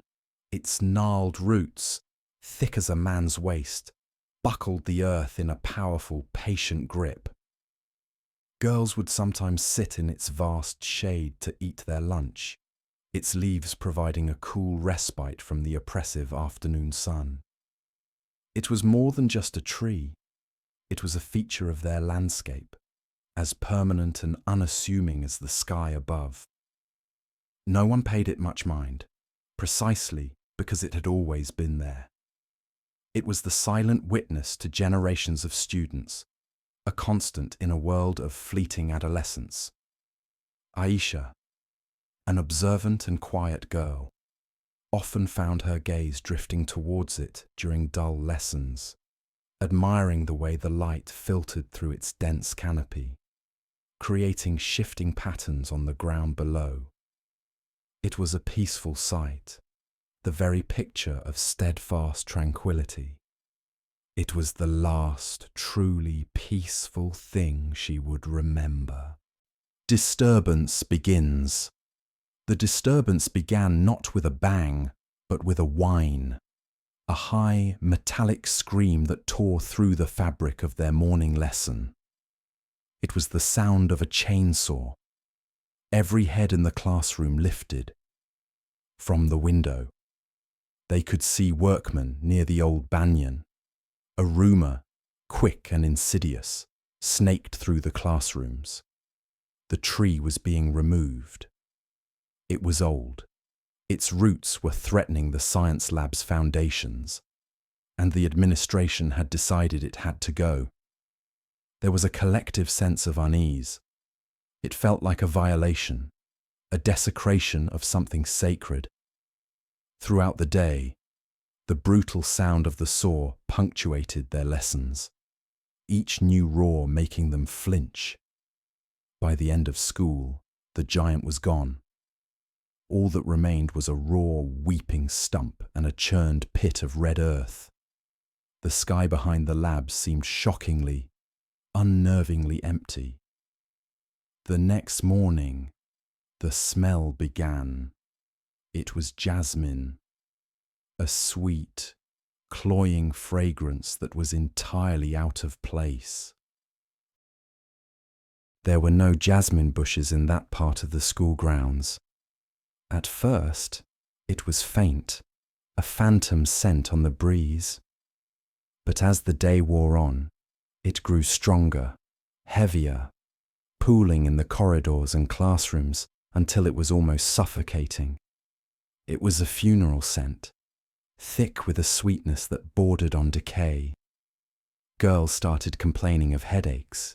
Teachers fanned themselves with papers, mystified by the overpowering perfume. The air itself felt thick, pregnant with an unspoken tension. The familiar world of bells and timetables had been subtly, fundamentally altered. The empty space where the tree once stood had become a vacuum, and something was rushing in to fill it. Mass possession. The chaos erupted during the Thursday afternoon assembly. The entire student body was gathered in the main hall, a sea of white and blue under the whirring ceiling fans. The headmistress was making an announcement about an upcoming sports day when the first scream ripped through the air. It was not a normal scream. It was a guttural, inhuman shriek that came from a girl in the third row. Her body went rigid, her back arching unnaturally as she was thrown from her chair. Her eyes rolled back into her head, showing only the whites. Then, a few feet away, another girl began to sob, a deep, racking sound of inconsolable grief, before she too collapsed, her limbs thrashing. And then the plague broke. It spread through the hall like a wave of pure psychic energy. Girls began screaming, their voices raw with terror. Some clawed at their faces, others spoke in harsh, unrecognizable voices. Dozens fell to the floor, convulsing. The scene devolved into a maelstrom of panic. Teachers shouted, trying to restore order, but their voices were swallowed by the cacophony of shrieks and weeping. The air, already thick with the scent of jasmine, was now electric with mass hysteria. Aisha stood frozen, her heart hammering against her ribs. She watched as her friend, Fatima, who was standing beside her, suddenly went limp, her eyes glazing over as she sank to the floor, whispering a single name over and over. All around her, her classmates, girls she had known for years, were being transformed into strangers, their bodies contorted by an unseen force. It was a vision from a nightmare. The teachers, pale with fear, began herding the unaffected students out of the hall, away from the epicenter of the madness. Aisha ran with them, her mind reeling. She stumbled out into the blinding sunlight, gasping for air that was not choked with jasmine and screams. But there was no escape. The hysteria had already spread beyond the hall. Girls were collapsing on the verandas, in the gardens, their bodies twitching on the manicured lawns. The school had become a battlefield, and the enemy was invisible. An ambulance siren began to wail in the distance, a futile sound against the overwhelming tide of supernatural horror. The staff announced an emergency closure. The school was to be evacuated. Everyone was to go home. Immediately. The encounter. As Aisha was swept along with the terrified crowd towards the front gates, a strange compulsion took hold of her. It was a quiet pull, an inexplicable urge to turn back. While everyone else was fleeing, abandoning the school as if it were cursed, Aisha felt a need to see, to understand. She slipped away from the stream of students, her feet carrying her not towards the safety of the exit, but back towards the source of the disturbance, the science labs. The sky had turned a bruised purple, and a sudden, violent storm broke. Rain lashed down, turning the school grounds into a slick of mud and water. Thunder cracked overhead, and in the flashes of lightning, the familiar school buildings looked like skeletal, haunted ruins. She was alone.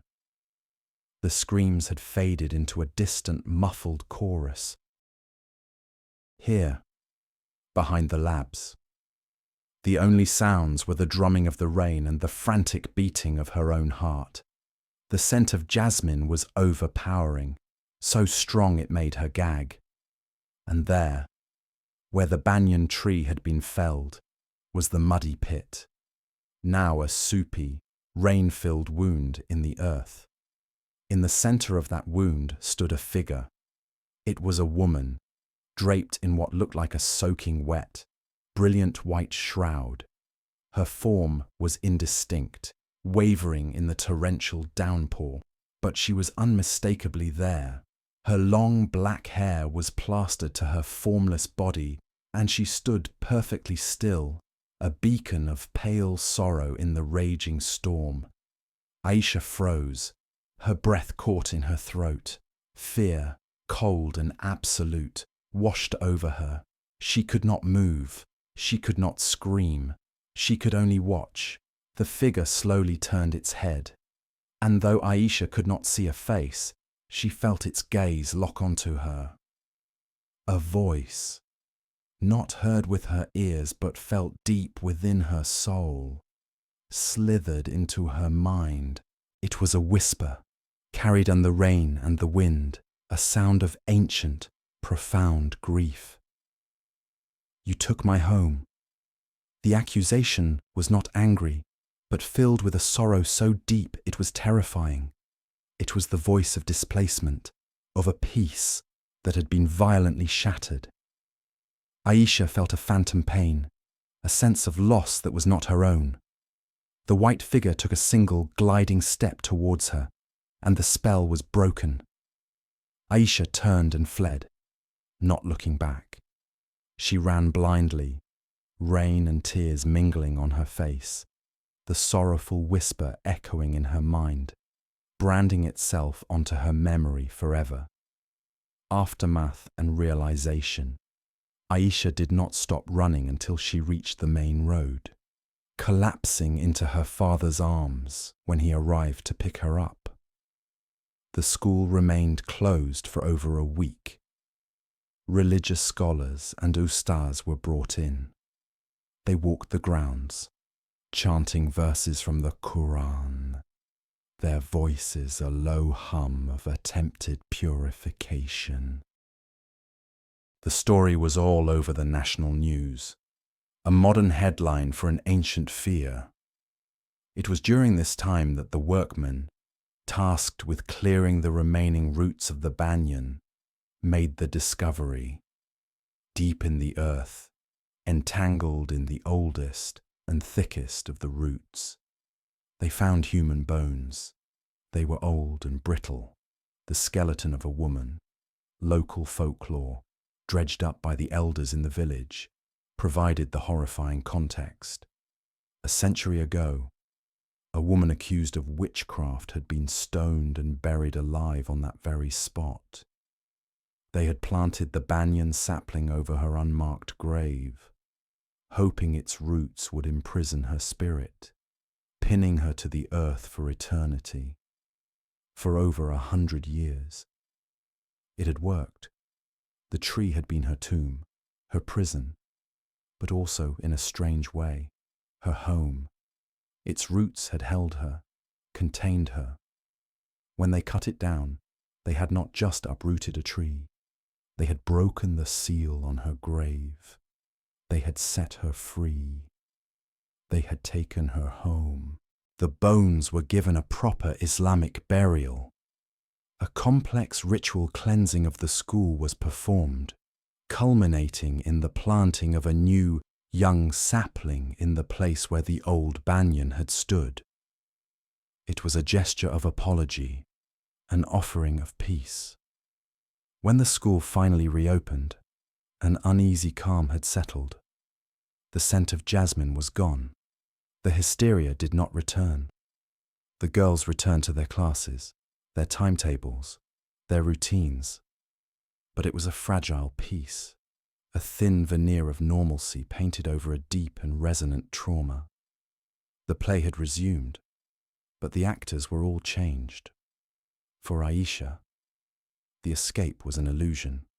She sat in the same classrooms, walked the same corridors, but she had abandoned the naive girl she once was in that rain-soaked patch of mud.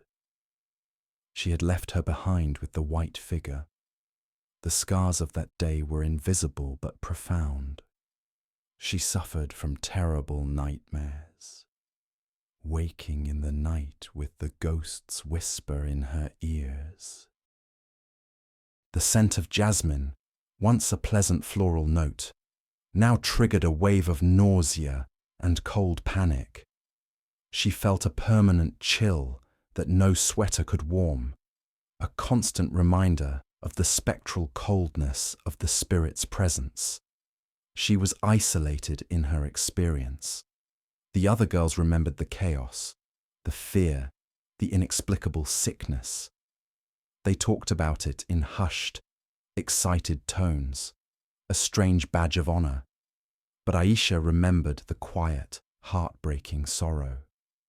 She had not been a victim of the hysteria. She had been a witness to its cause. She survived, but there was no sense of victory. There was only the quiet, haunting knowledge of what lay just beneath the surface of the world. Every day, as she walked past the new young tree, she felt a pang of something akin to pity. She would look at its thin branches and think of the grieving spirit who had only wanted her home back. Life at the school went on. The bell rang, and the seasons turned. But for Aisha, the world was no longer a place of simple order. She had looked into the face of a forgotten grief and had barely survived the encounter. The ghost of the uprooted tree was gone, but its shadow would lie over her soul for the rest of her life. The third beat of the knock echoed, then vanished into the oppressive silence of the empty school. It was the same as always, a crisp, deliberate trilogy of sounds that seemed to come from the very bones of the building.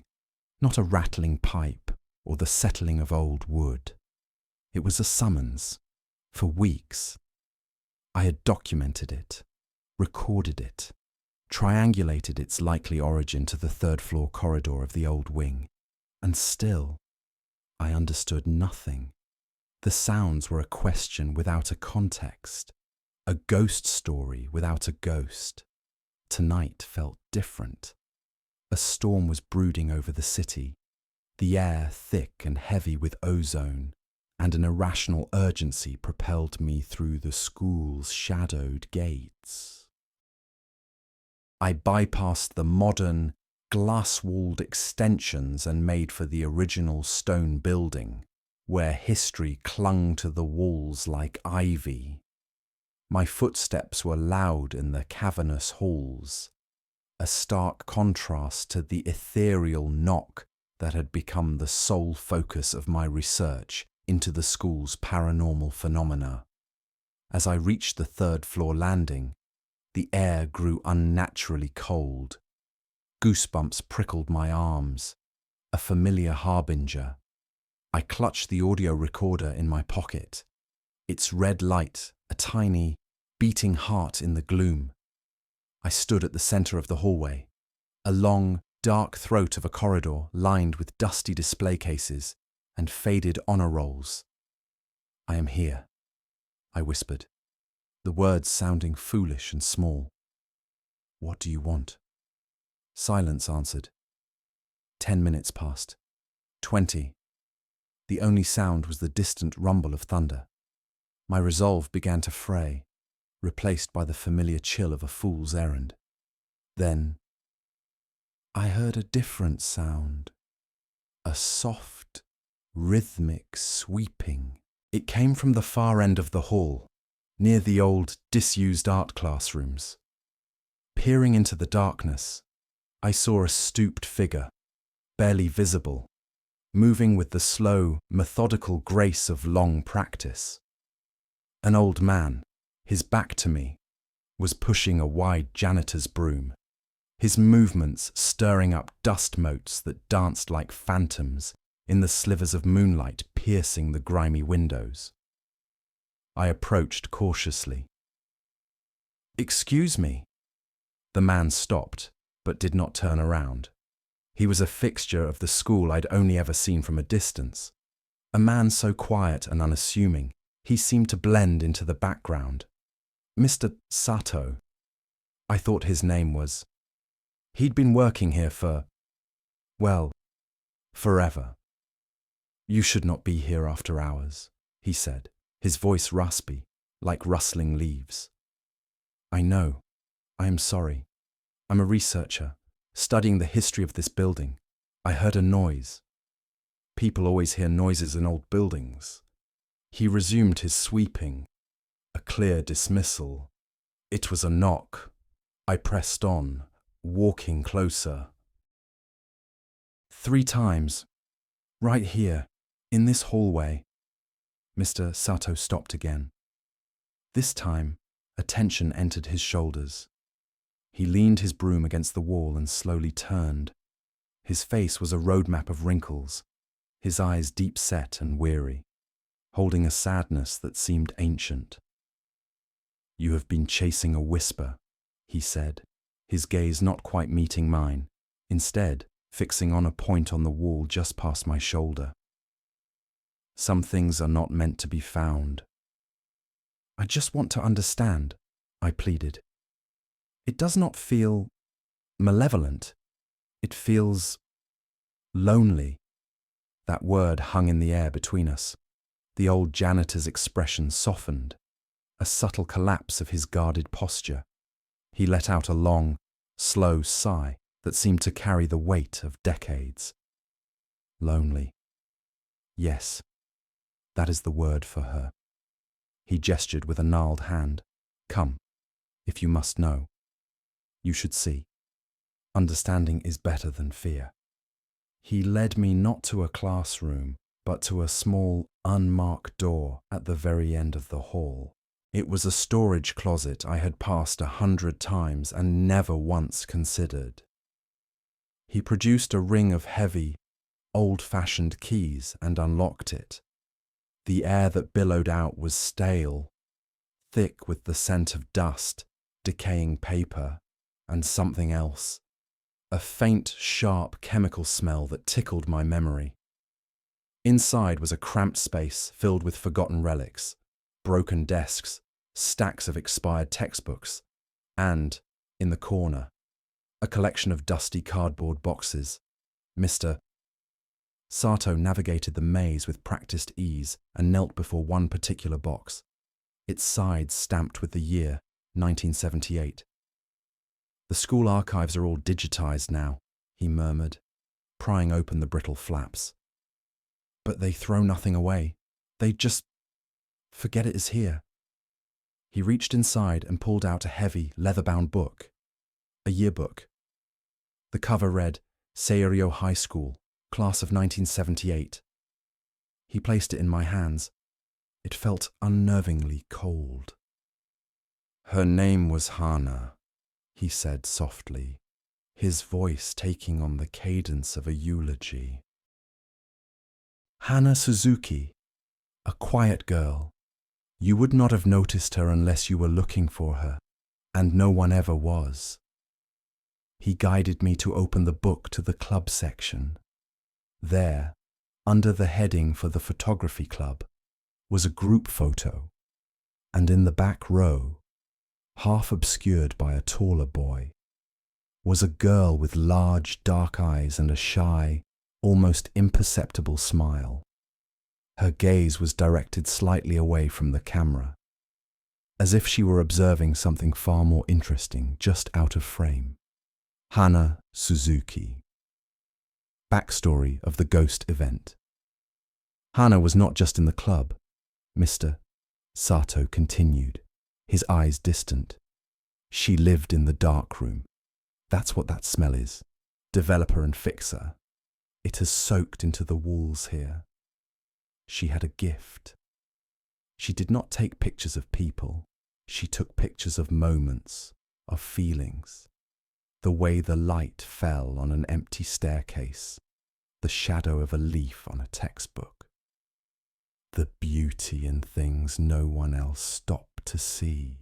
He took the yearbook from me and flipped towards the back, to the student portraits. He ran a finger over her picture. She was here, but she was invisible. Children can be cruel, not always with fists, but with silence, by making someone feel like they are not there at all. Hana had only one friend, another outcast named Daiki. They were a world of two against everyone else. He paused, and the weight of his next words filled the small room. They had a signal. When he would wait for her outside the dark room, she could not hear him knock on the heavy door, so he would knock on the wall beside it. 3 sharp taps. Knock, knock, knock. It meant, "I am here. You're not alone." My blood ran cold. The knock, it was not a haunting. It was a greeting, a signal, echoing through time. "What happened to her?" I asked, my voice barely a whisper. Mr. Sato's eyes glistened. "Revealed by witness, document.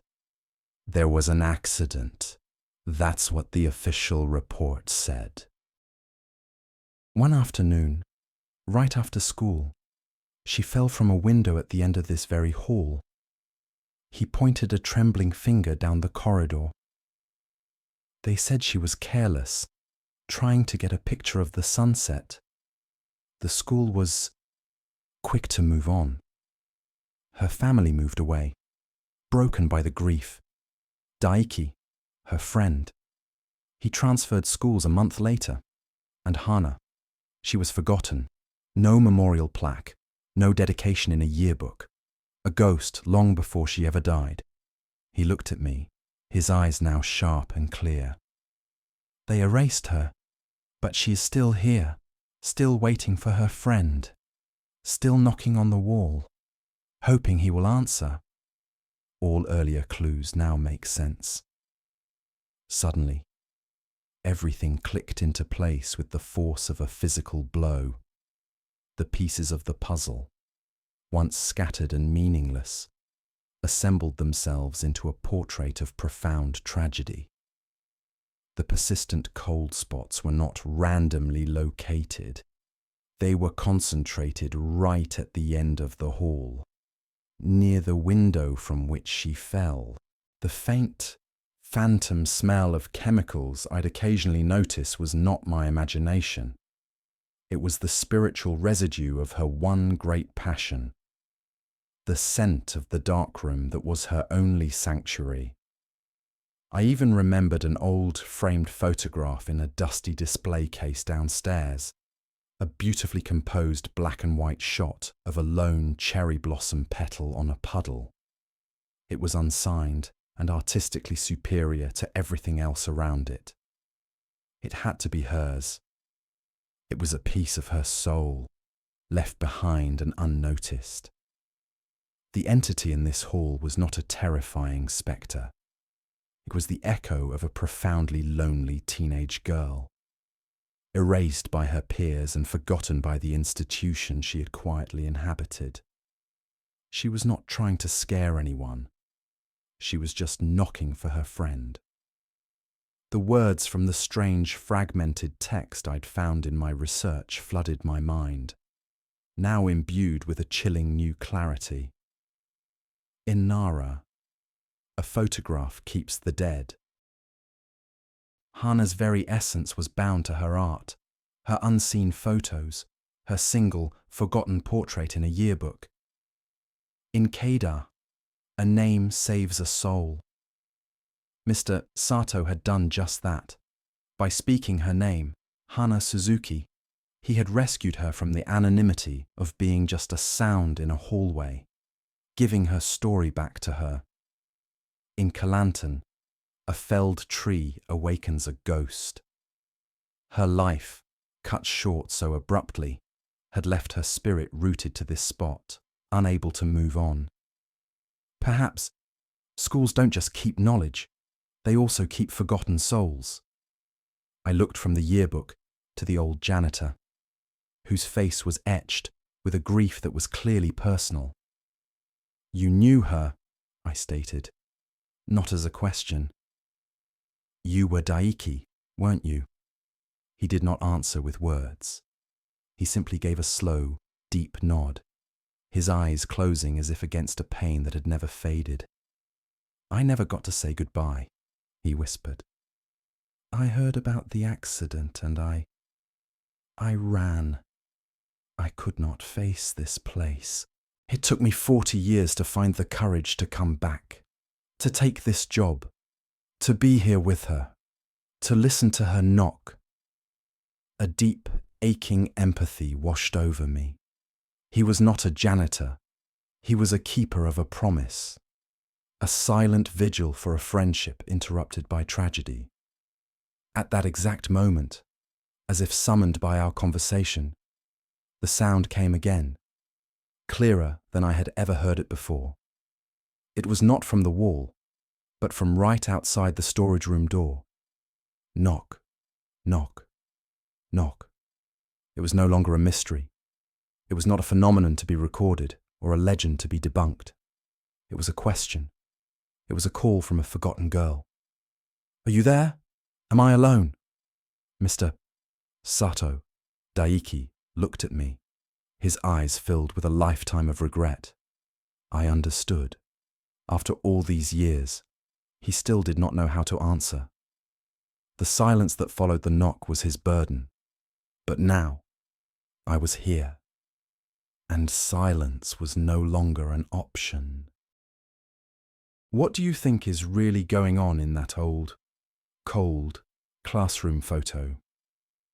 A photo of a student's face obscured in an inexplicable way, or an invisible hand resting silently on a classmate's shoulder. Was it just a lighting effect? A simple film error? Or did the camera capture something the naked eye could not see? In many parts of Asia, schools are considered hotbeds of paranormal activity.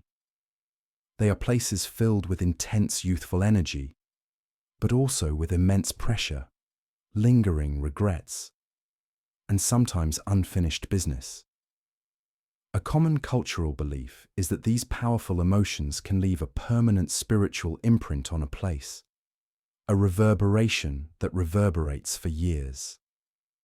It is said that, unlike the human eye, a camera lens can sometimes penetrate the veil between worlds, capturing ghostly images that cling to the schoolyard, forever ruining the photograph of the living.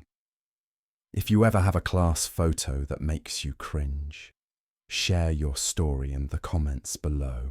Subscribe and follow so you do not miss the next stories.